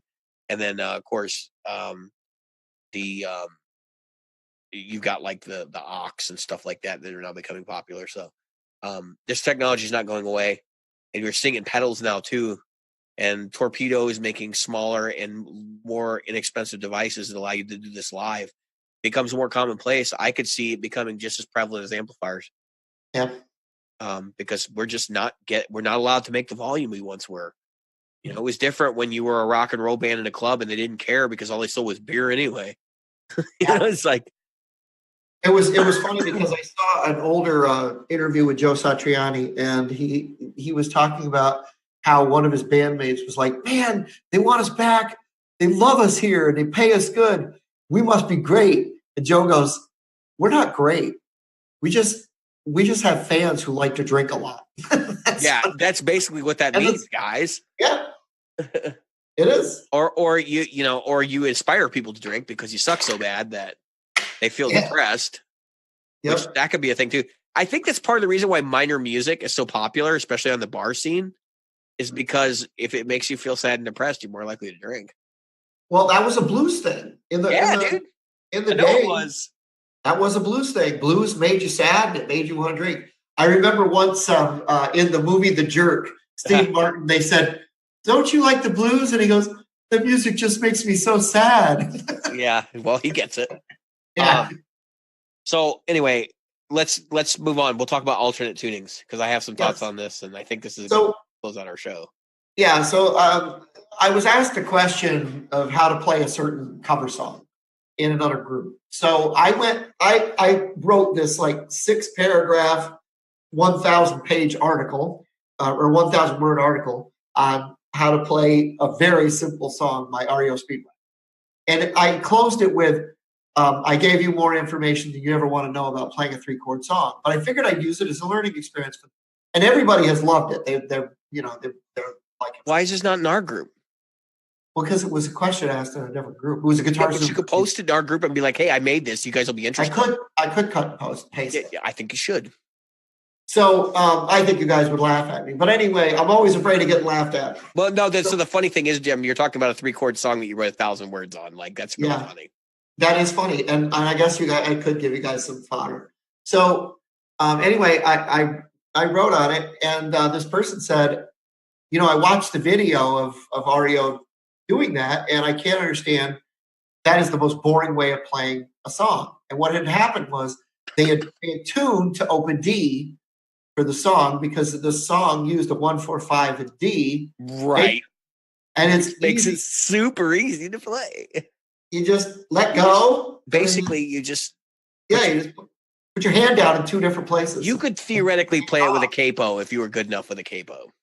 You could. You could just move the capo around as you're playing, That's right. And that's pretty much what he did. And he played it over the neck. Yeah. Over the neck like this because he was letting the 2 higher strings drone, which makes sense for the song he was playing. Anyway, I told the guy, he goes, well, kind of boring for a guitar player. I said, well, and I would never do that. And I wrote, well, it's kind of a thing. Open D is kind of a thing, especially for slide and things like that. So here's the thing that I'm going to get into. I can understand open tuning. I actually get it, especially when I'm covering songs from the Rolling Stones. Yeah. They used open G, right, with no low E string? Yeah, open G, no low E. Open A with no low E. Right, because Keith Richards doesn't need 6 strings. He only needs 5. That's right. He only needs 5 on a telly. Yeah, no, but let's be honest, that guy made a career out of only playing 5 strings. Who am I to argue with my 7 strings in the corner? Absolutely. And and let's put it to you this way. He does it with bravado, baby. He does it with bravado. He does it with something. I don't know if it's bravado or cocaine, but that and heroin. Yeah, cocaine and heroin. Yeah, that was a whole and thing. And coconuts. Yeah. So anyway, he's I've got to get transfused. Whoa. The mirrors in his house don't show anything. There are no mirrors in his house. Are you kidding me? He can't have garlic, people. He doesn't come out in the daylight. There's all kinds of things.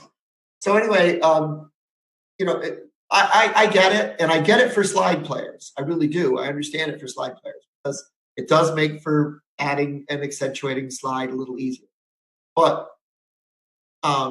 it's a lot of times people will say, like, I'm in a rut. What should I do? And one of the things that change your tuning. No. Wrong. How is that going to get me out of a rut? Incorrect. No, does not compute. Violation. Error. Fault. Error code. 010434FE3. That is a non sequitur. That was by the way, that was an expletive for sure. Absolutely. I want to make this really clear right now. Here's my feelings on open tunings, right? If you're playing slide, fine. There are a lot of licks that can only be done in an open tuning on slide, and that totally makes sense. You get comfortable with it, and that's the way you're going to do it. I'm not going to tell Dwayne Allman, that he shouldn't be playing an open G. Yeah, exactly. Whether he's using a slide or not, because let's be honest, that guy's whole style is based on the idea of using an open tuning to do, his typical slide licks.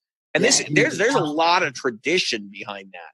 Goes back to the early blues guys, before there were recordings, doing that stuff in the slave quarters, and not really having the musical knowledge to know that you could do the same stuff in standard tuning. And so that's fine. I get it. That's the one instance where I'm like, open tune, fine, go for it. I've played songs without a slide in open tuning and done lead parts that way. And it's fine. Like, actually, I think it does open up some doors in terms of like your licks. But here's the problem, right? You can't do it all the time. And unless you're going to have separate guitars set up for not for slide, but for open tunings, it's useless. It's absolutely useless. And so the rule of thumb, right? We're practical guitarists. We gig. What's the rule of thumb? 2 guitars. 2 guitars. Yeah. One is a primary. One is a backup. Right. Not 4 guitars. Not 6 guitars. And I've been in those days. I've been there. Yeah. I've been there where I brought a boat. Now, think about it for a minute. I went to a show that paid me maybe $150. Yeah, dude, and you brought like 6 guitars, right? And my other guitar player. I thought I had a lot of guitars. I brought probably 4.5. It's like if you're a bar band and you show up with a roadie to like, like what the hell? He had like $22,000 worth of guitars. He had one guitar for only 2 songs. Yeah. He had another one that was set up another tuning, another one set up another tuning, another one set up another tuning. And which is totally ridiculous. Most to play your instrument, you don't need 5 tunings. That's just it, though. Most of the night, what did he play? 1 guitar. Yeah. He's got like 11 for the other 3 songs you guys do. Yep, and he had a strap. He plays the rhythm part on this one guitar, and then when they go to the chorus, he grabs the other one, and then when they go to the solo, he grabs this third one, and then he finishes out with the original guitar. It's like he smashes them all at the end. When you see even the pros, you see a guy like, I don't care if you're talking about Bonamassa or you're talking about Brian May.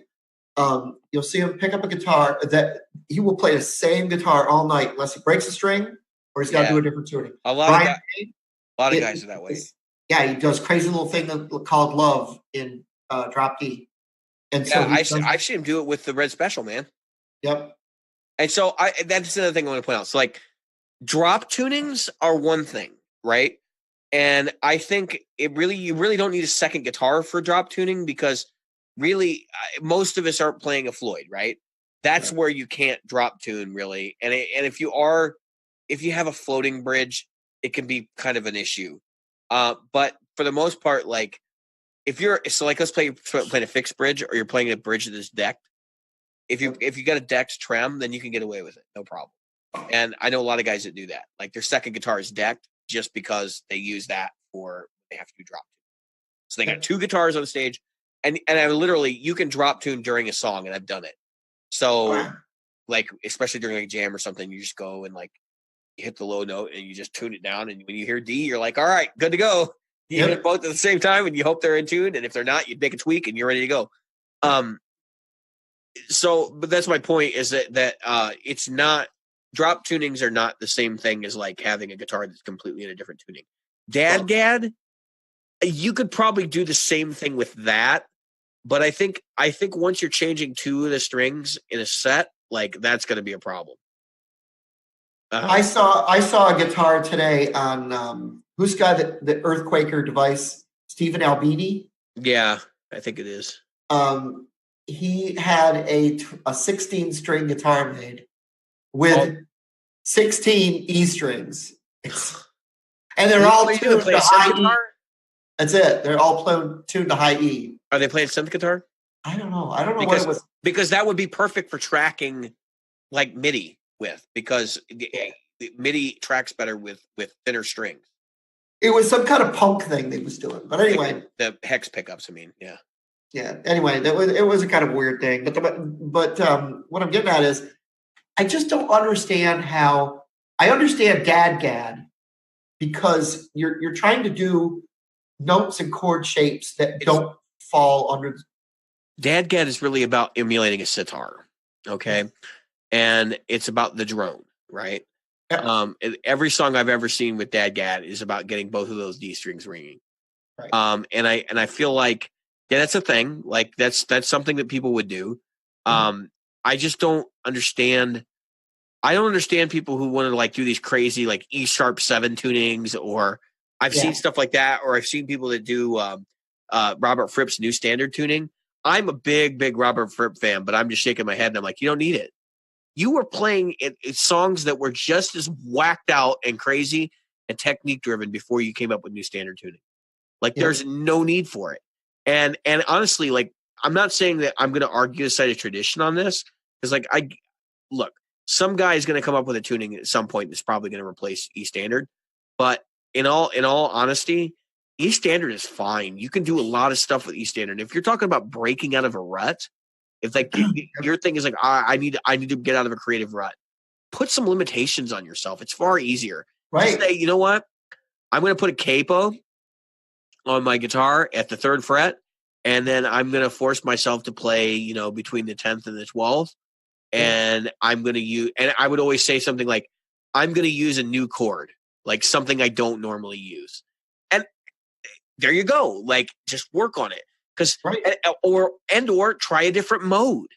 Like if you're always writing in Ionian, or if you're always writing in Lydian, or you're always writing in Aeolian, try Mixolydian. Try Locrian. Oh God, try Locrian, because you'll lose your mind. Yeah. or try the diminished scale. Dude, some of the best metal licks I've ever heard people do are like, here, look at me. I'm gonna do something in the diminished. And it's something that I think you can remedy that problem without doing that. The other thing is like people, so I'm stuck in a creative rut. Work on technique. Right. Because nothing sucks worse than knowing that you're stuck in this rut and you're like, how do I get out of it? Well, chances are your technique hasn't caught up with your head yet.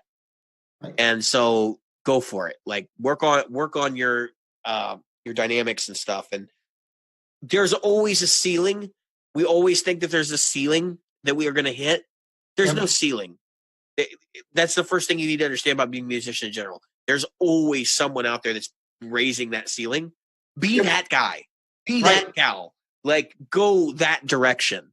Don't sit there and act like I have to change the tuning because my ideas are all based around the fact that, you know, I play in a certain way. It is a valid thing. Like, if you do want to do that and you feel like that's the fastest way for you to get a new option, I'm not going to tell you not to do it, but I'm going to say, like, there are other ways to achieve that same thing. And I think you'll get more benefit because a lot of the patterns and shapes that you develop for this alternate tuning don't apply in standard tuning. So what ends up happening is you write this song, it's got all this crazy technique stuff going on. When you go back to actually playing standard tuning, you're like, I don't feel like I've improved at all. And nobody wants to feel like that. Well, that's what I was going to say. I don't know how that would improve your playing in the standard context. Now, what I used to do for myself, like especially when I was mostly a chord guy, right? I was a singer-songwriter for years and years and years, probably 30 years. All I did was singer-songwriter stuff. I played a few riffs, but most of my stuff were chords. I knew my caged, and I knew how to play up all my chords up and down the neck. If you said, Jim, I need you to play at E7, 9, add sus24, I could do it. But that didn't mean that I could play like I wasn't a single note person. So anyway, I'm going somewhere. So I played bass for a long time. I played bass for like 6 years.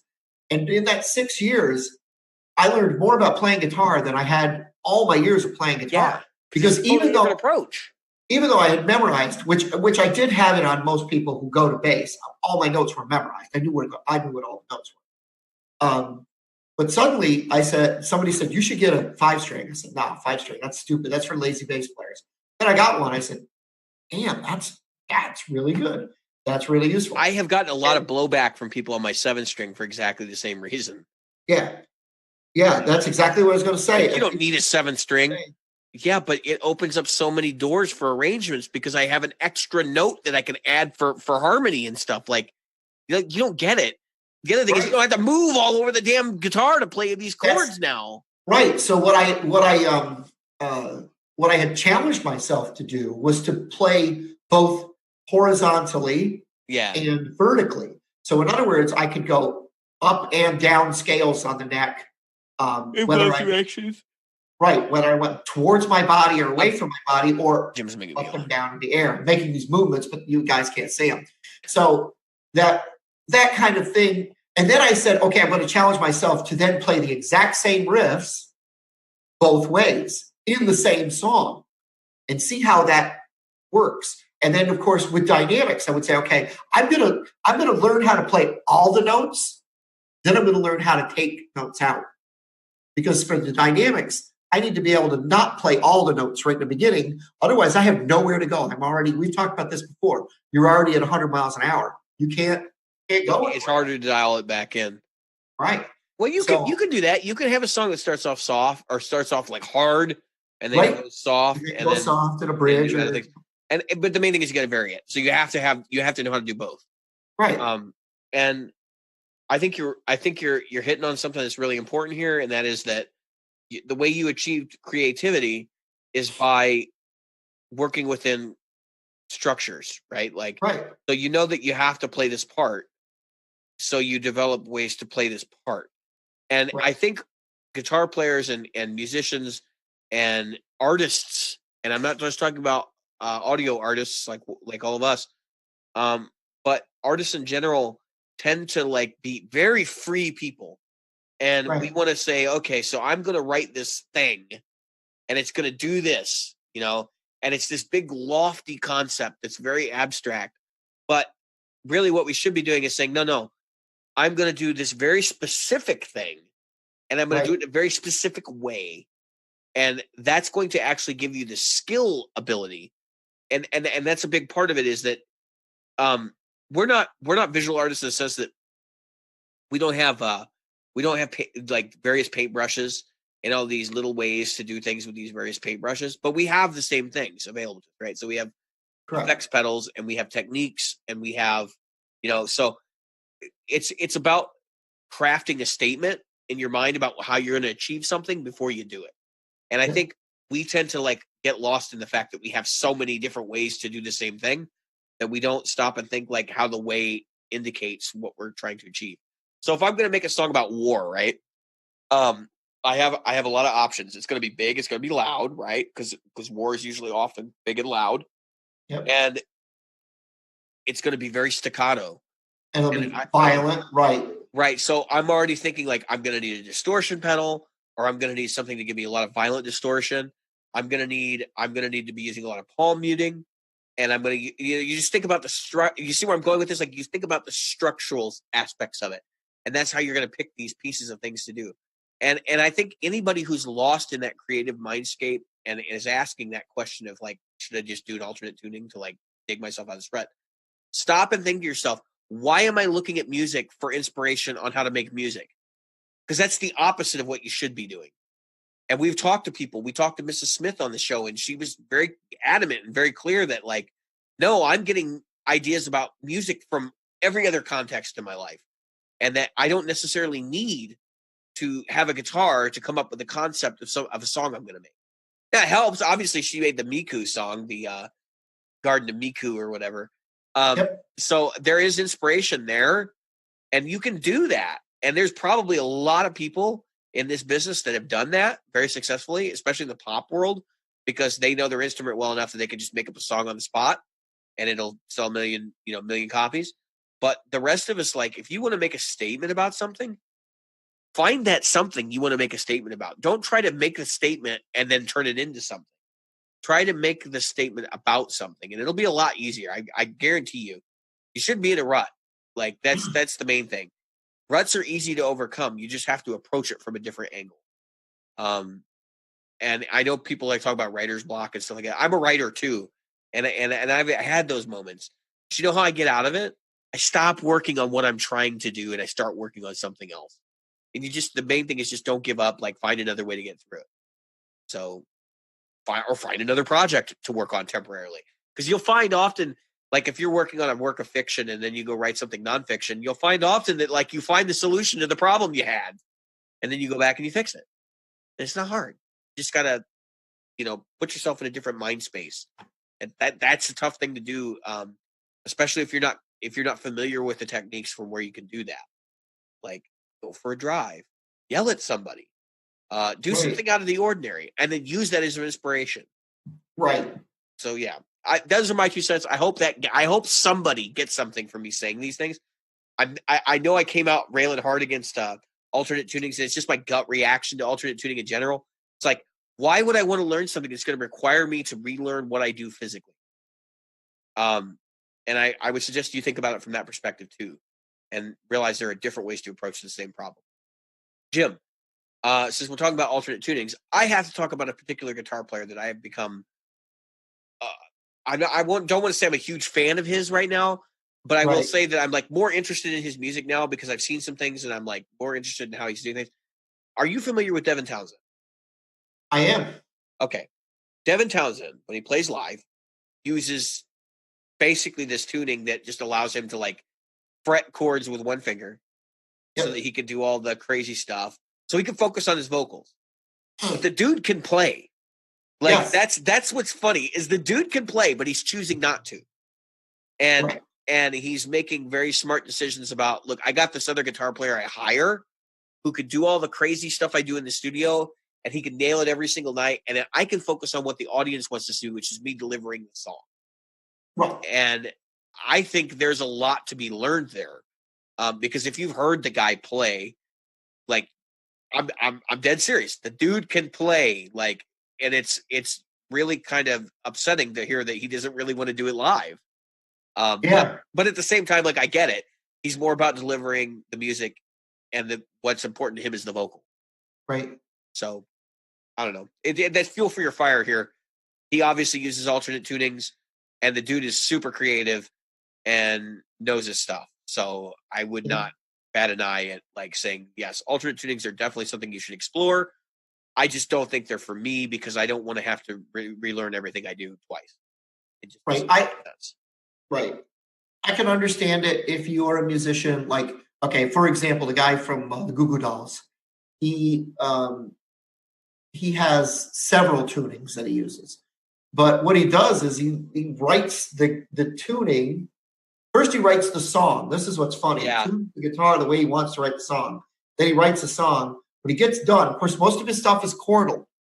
And when he gets done, then he puts a tuner on and finds out what the tuning was, writes the tuning on a piece of masking tape, song name on a piece of masking tape, sticks that to the he's pretty well known for having a different guitar for every song. Yeah. And so given that, if you have that, that's great. But for the most part, that's why we're trying to be practical, is that we don't really have that as an option, most of us. And trying to find something like that would be, what's the word I want? Impractical is the best word I can come up with.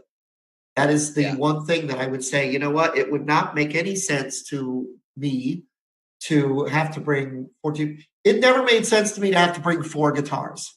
But you know what? I brought a Strat, a Les Paul, a PRS, and they were all tuned standard, by the way.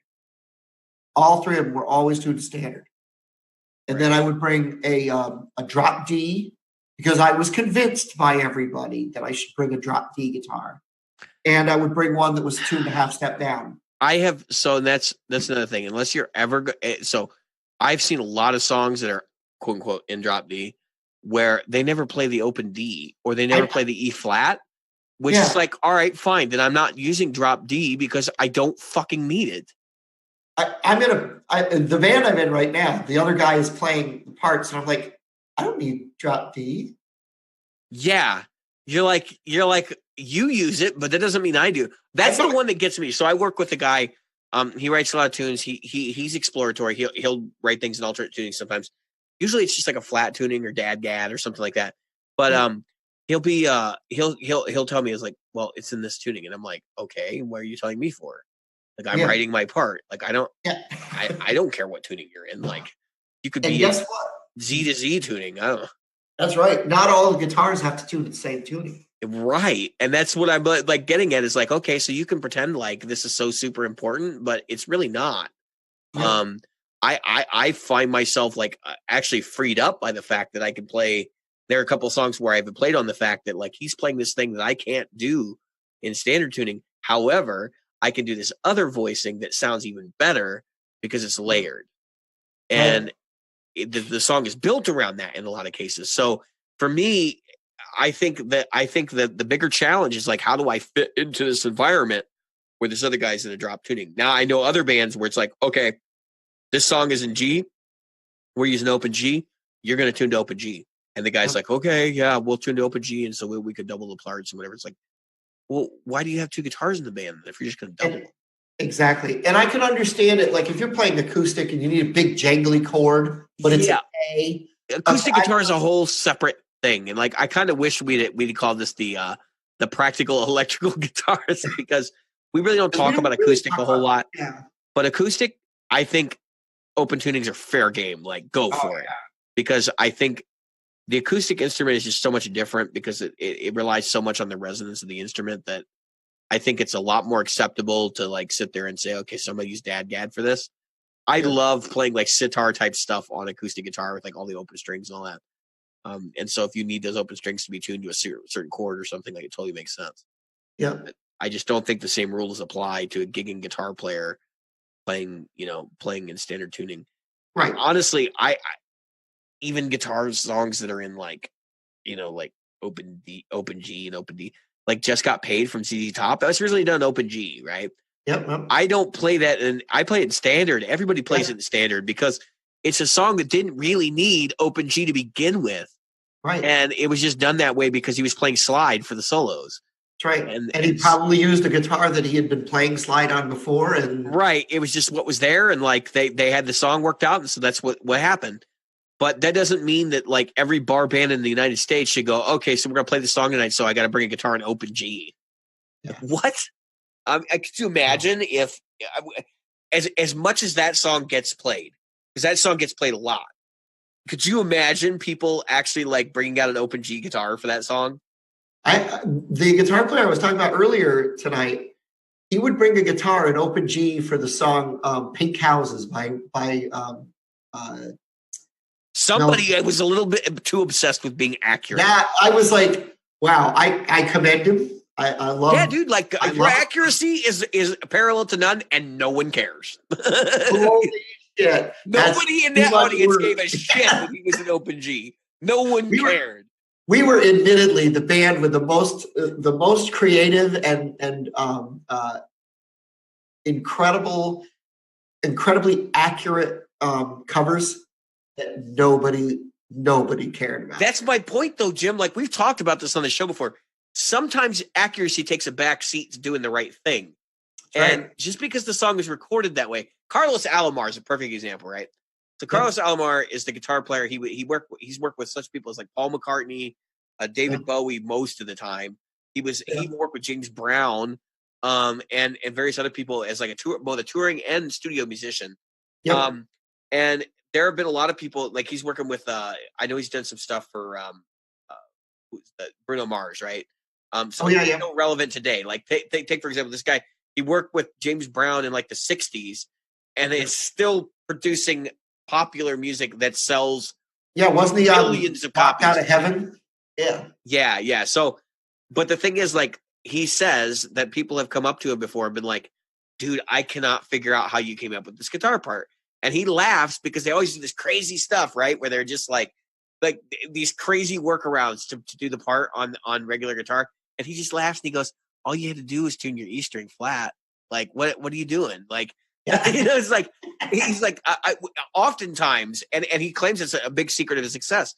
He's like, I can just be flexible with what, if I know this part's going to be really hard and I really got to get that one note, like, then I'll just down tune and I'll get that one string where I need it and I won't play it for the rest of the song and it'll work. And Tim Pierce was talking about that in a song that he had recorded back in the 80s. And it was for Michael Jackson. Yeah. And he was talking about how he had to detune his G string just a little to make it in tune. He goes, remember, the guitar is a tempered instrument, blah, blah, blah. So it was in tune here, it was out of tune everywhere else. Oh, yeah. So you have to learn how to bend it a certain way. And so it gave it that certain character. Yeah. Well, that's different than saying like straight up, like, I need to be able to reach this note that's like a super, super ridiculous stretch. And I need to be able to do it every other note for like 10 notes. So what I'm going to do is I'm going to turn this flat for a second. So it's like instead of an E, it's an E flat, or instead of a B, it's a B flat. Yep. And that's how I'm going to do it.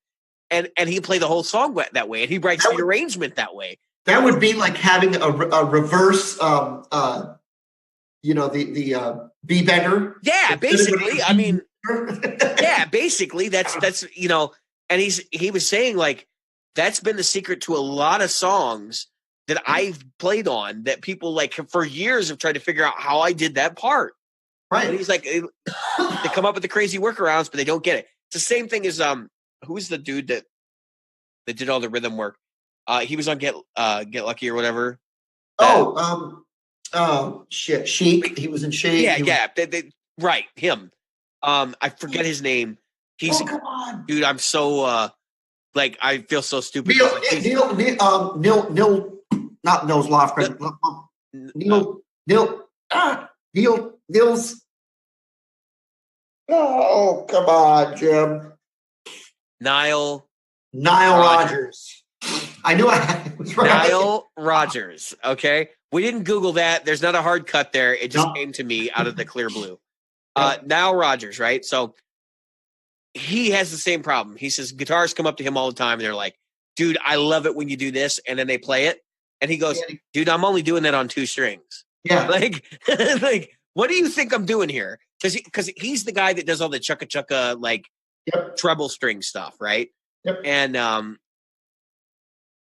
he says 95% of the stuff that he's done is on 2 strings. And he's like, everybody plays it on 3 or 4. Yeah, he's like, they just don't get it. I'm only hitting 2 notes. Like, they may not be adjacent notes, and I may have raking going on in between, but like it's just 2 notes. And he's made a career out of the fact that like people can't hear it properly. Well, that's because what they're hearing that chicka chicka of the deadened strings. Right. Got such a powerful some of his stuff is not even the chicka chicka, man, and people are still doing it on 3 strings. Because you can hear. Like if you listen real close, you can hear it super tight together, and it's almost like a tone cluster. I mean, the notes are in the same octave and everything, and you're like, "Well, wait a minute," like what's going on here? Because it sounds a lot bigger than it is. Like the song "Good Times." Yeah, that's one of those ones which was later sampled and turned into "Rapper's Delight." That song, which is him as well, which is Rogers as well. He shows how to play that. He talks about how he's most of it's a rake.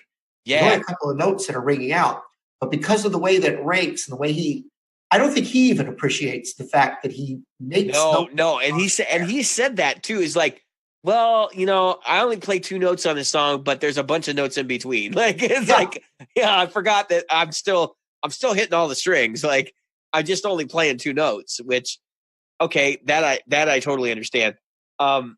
I think with him, the other thing is like his tone is the reason people hire him.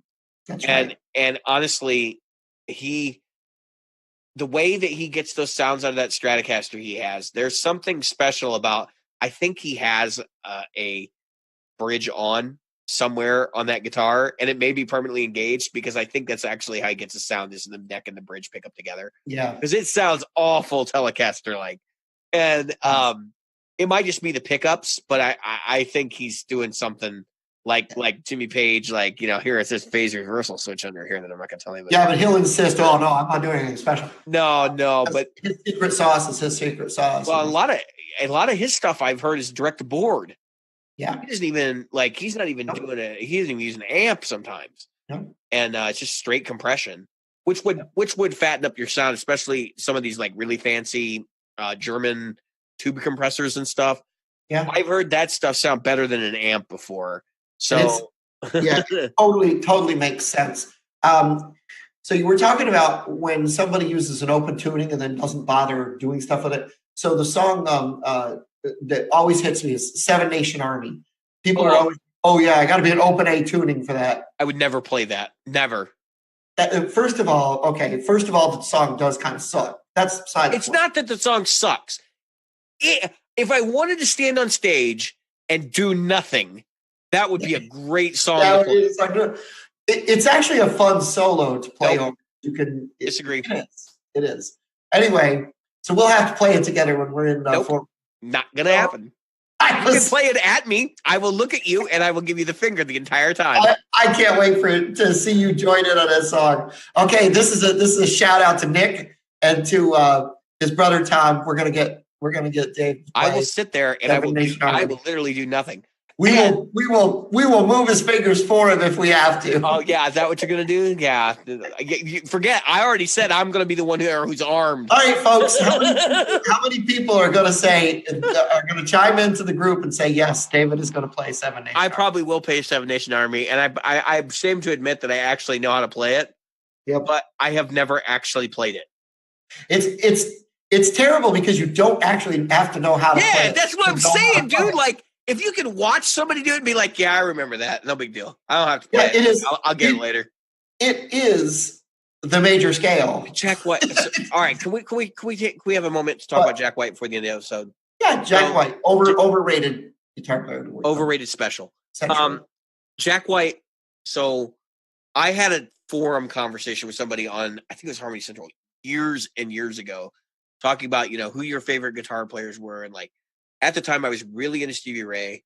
And I knew even instinctively at that time, I was like, I'm not going to play Stevie Ray tunes. Like, I know there are people that have made a career out of like the two-tube screamer thing and like try to do that. Not me, right? It's not that I don't think I could do it. It's just that, like, why would I try to emulate somebody else like that? Anyway, wait, quick guitar player joke. How many guitar players does it take to play a Stevie Ray Vaughan song? One, or it takes like 10. Apparently all of them. It takes 10. One to do it well, and the rest to sit there and watch. Yeah. One to actually be Stevie Ray. Anyway, so here's where the connection to Jack White comes into this thing. So I remember this very, very cleanly because I was like, I literally sat there for a minute and I scratched my head and I said, wait, what? And this guy was arguing like Stevie Ray sucks because Jack White can do everything that Stevie Ray did and he does it 10 times better. And I'm like, they're not even the same thing in any way. No way whatsoever. Now, at the time, he was still in the White Stripes, okay? So the White Stripes was still existed. So he hadn't even like branched off into like, oh yeah, look at me, I can actually play this airline, Right. Which now he's playing EVH guitars, right? Yeah. So all those years, I want to fight it. He gets the one guitar that he doesn't have to fight, and now he's like, this is the best guitar I've ever played in my life. I'm going to find the guitar world. I'm going to find the guitar world where he interviewed and said that he couldn't play a guitar that would cost more than $500. Yeah, dude. Like it's gotten insane. So anyway, Jack White, this guy says, he says, he's better than Stevie Ray. And I just sat there and I scratched my head and I was like, this is the moment where I realized you shouldn't talk about other guitar players that you enjoy with other guitar players. Because they always have these opinions that are just absolutely insane. Asinine. There is, even today, there is no way you're ever going to tell me that Jack White is better than the living legend that was Stevie Ray Vaughan. There is a reason that people put up a statue of that man after his death, okay? Like, when Jack White dies, I don't know if they're going to put up a statue. There'll be some people who talk about him and remember his music, which is great. I'm not saying he's not a talented musician in any way or like a creative person, right. But he is not Stevie Ray Vaughan. He's just not. Like there's no way that guy could do those things. I'm gonna say a name that will piss you off, but I still think he's better than Jack White, and that is what's his face? No, Body is Wonderland guy. Oh, John Mayer. No, John Mayer is better than Jack White. Without a doubt. John Mayer is actually a very talented guitar player. And you guys have heard me talk about him on the show, and I poo-poo him. But what pisses me off about John Mayer is he doesn't do anything new. He's not pushing the guitar in a new direction. Instead, what he does is he says, I'm going to start. He has 3 approaches to guitar. I'm going to write a song that makes women throw their underwear on stage at me. Yep. I'm going to write a song that is going to sell 1 million pop records, or I'm going to write a song that sounds just like Stevie Ray Vaughan. Those are his 3 options, right? And because of that, who is the contemporary that came before him that was just like that? Eric Clapton. Yeah. You do the same thing. Maybe not the panties on stage, but Eric Clapton was doing basically the same thing, right? He had 3 modes. He could emulate the blues guys that come before him. He could write hard rock music, which at that time was pretty racy, or he could write, these soulful pop tunes. Yep. I mean, you don't get any more like obvious that who John Mayer is really, who he really is today, who he represents is like, he's the 90s and 2000s version. He's the 2000s version of Eric Clapton. And so as boring as Eric Clapton got after Cream, like, it's exactly where John Mayer is in my mind. And I really wish, so like, there's another guitar player that comes to mind that I would put in the same categories, like somebody who's got tremendous talent and could do so much, but is just wasting it. And it's just not, he doesn't care to like expand the boundaries of the instrument. And that's Yngwie Malmsteen. And I'm gonna get to why, and why I put them in the same category, because like Yngwie is obviously totally different, like completely out of left field thing for me to say that, because you guys all know I'm an Yngwie fan. Like, I've gone to see him and I've learned to play some of his music and stuff. Here's the thing: Yngwie's idol was Ritchie Blackmore, right? And though Yngwie has figured out how to do all the classical stuff that Ritchie used to do, he doesn't have any of the soul. And not like Ritchie, right? Like, he can do the bluesy stuff, and he does a fair job on these cover records he's put out, which are really, really good. But ultimately, he's never gonna be able to do what Deep Purple was doing. And so, as much as I like him, the record that I like the most is the one where he came closest to doing that. And that's the one where he had Joe Lynn Turner as his vocalist. Right. Yep. That record makes sense to me.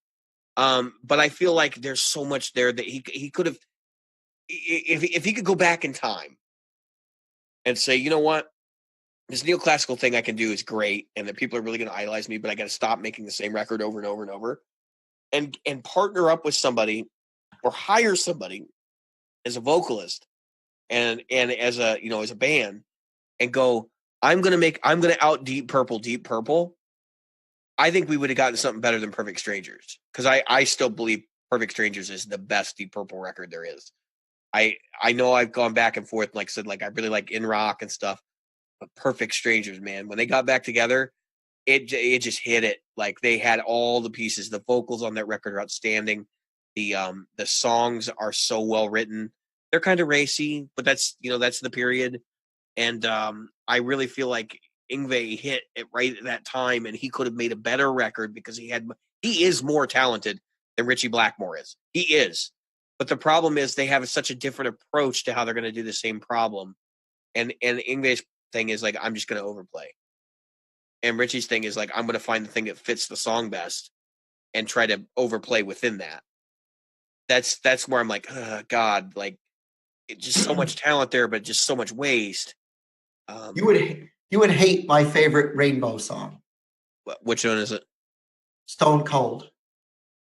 I'm trying to think how it goes. Stone Cold. I don't hate it. I thought I knew you so well. No, I don't hate it. Turner. No, I don't hate it. My favorite Rainbow. I like Rainbow. I'm a big fan of both those guys, by the way. I really like Ritchie Blackmore, and I really like Yngwie. But I feel like the I don't say facsimile, but the next generation did not equal up to the original in any way. Well, the problem, as you explained, and I want to let you finish because you didn't really finish with Jack White, but I think the problem is when you take what you learn. This is the thing I always have with people who learn stuff by the record, quote unquote, or by exact note for note. Because Yngwie can note for note any of the Deep Purple stuff, any of it. You can do that, and to be able to do that, there's a high amount of praise I give to anybody that can do that. But can you then do your own thing? Can you make it sound like you, or are you so enamored with nailing the exact thing that came out before you? All you're really doing is holding up the mirror. There was a cover today. Somebody shared the Ace Frehley had done of Fox on the Run, which is one of my favorite Sweet songs. I don't know if you've ever been remembered the Sweet, but they were kind of a punk. Yeah. I kind of know who they are. Yeah. And they had a song called Fox on the Run. And so when Ace Frehley covered it, he took the keyboard solo and turned it into a guitar solo. But all he did was lift his own solo from Kiss Alive with Rock and Roll All Night and drop it into this song. So it just didn't make any sense. And it was like, okay, so he redid it. He copied himself. It's a good thing he can't be sued for. Right. So, I'm sure if Simmons could sue him, he would. I've seen other bands do that kind of stuff before too, where like they think they can get away with something like that. Like, oh yeah, our fans will never notice that I played the same lead line in this song as this other song, and it's so blatantly obvious. And these people came at me like I had just killed their cat or ran over their dog. I mean, it was like, this is a great cover. I had said, I kind of was mean when I said, look, this sounds like a lazy bar band cover. It's got nothing interesting in it. Yeah. All Ace did was take his own solo, drop it in the middle, and he didn't even try to sing it well. Do you know what so you're talking about I'm having a moment. I feel like I'm getting old. I'm having a lot of moments lately. I have those all day long. Sometimes I forget the simplest thing. I remember pointing at the blue guitar amp 1 during the video and going, the thing is that we're gonna end the episode, and then like I'm gonna come. As soon as we hit the end, I'm gonna be like, oh, I remember now. Okay, so Jack White. Why does Jack White suck? You were getting at the end. So you were in this conversation with somebody. No, Jack White doesn't suck. Like that's exactly the point. That's not what I mean. He appeals to a certain generation of people, right. But you were commenting about John Mayer being like kind of the similar context. Right. I feel like somebody comparing Jack White with Stevie Ray Vaughan is like comparing apples and oranges. Right. And like they both have a skin, they're both fruit, like, but wow, that was really bad. I don't think Jack White compares himself to Stevie Ray Vaughan. No, he wouldn't either. That's not his litmus test. Right, no. And nor would you see, like, I don't expect Jack White to get up and do Albert King covers either. Right. Like, you know what I mean? Like, you just don't do that.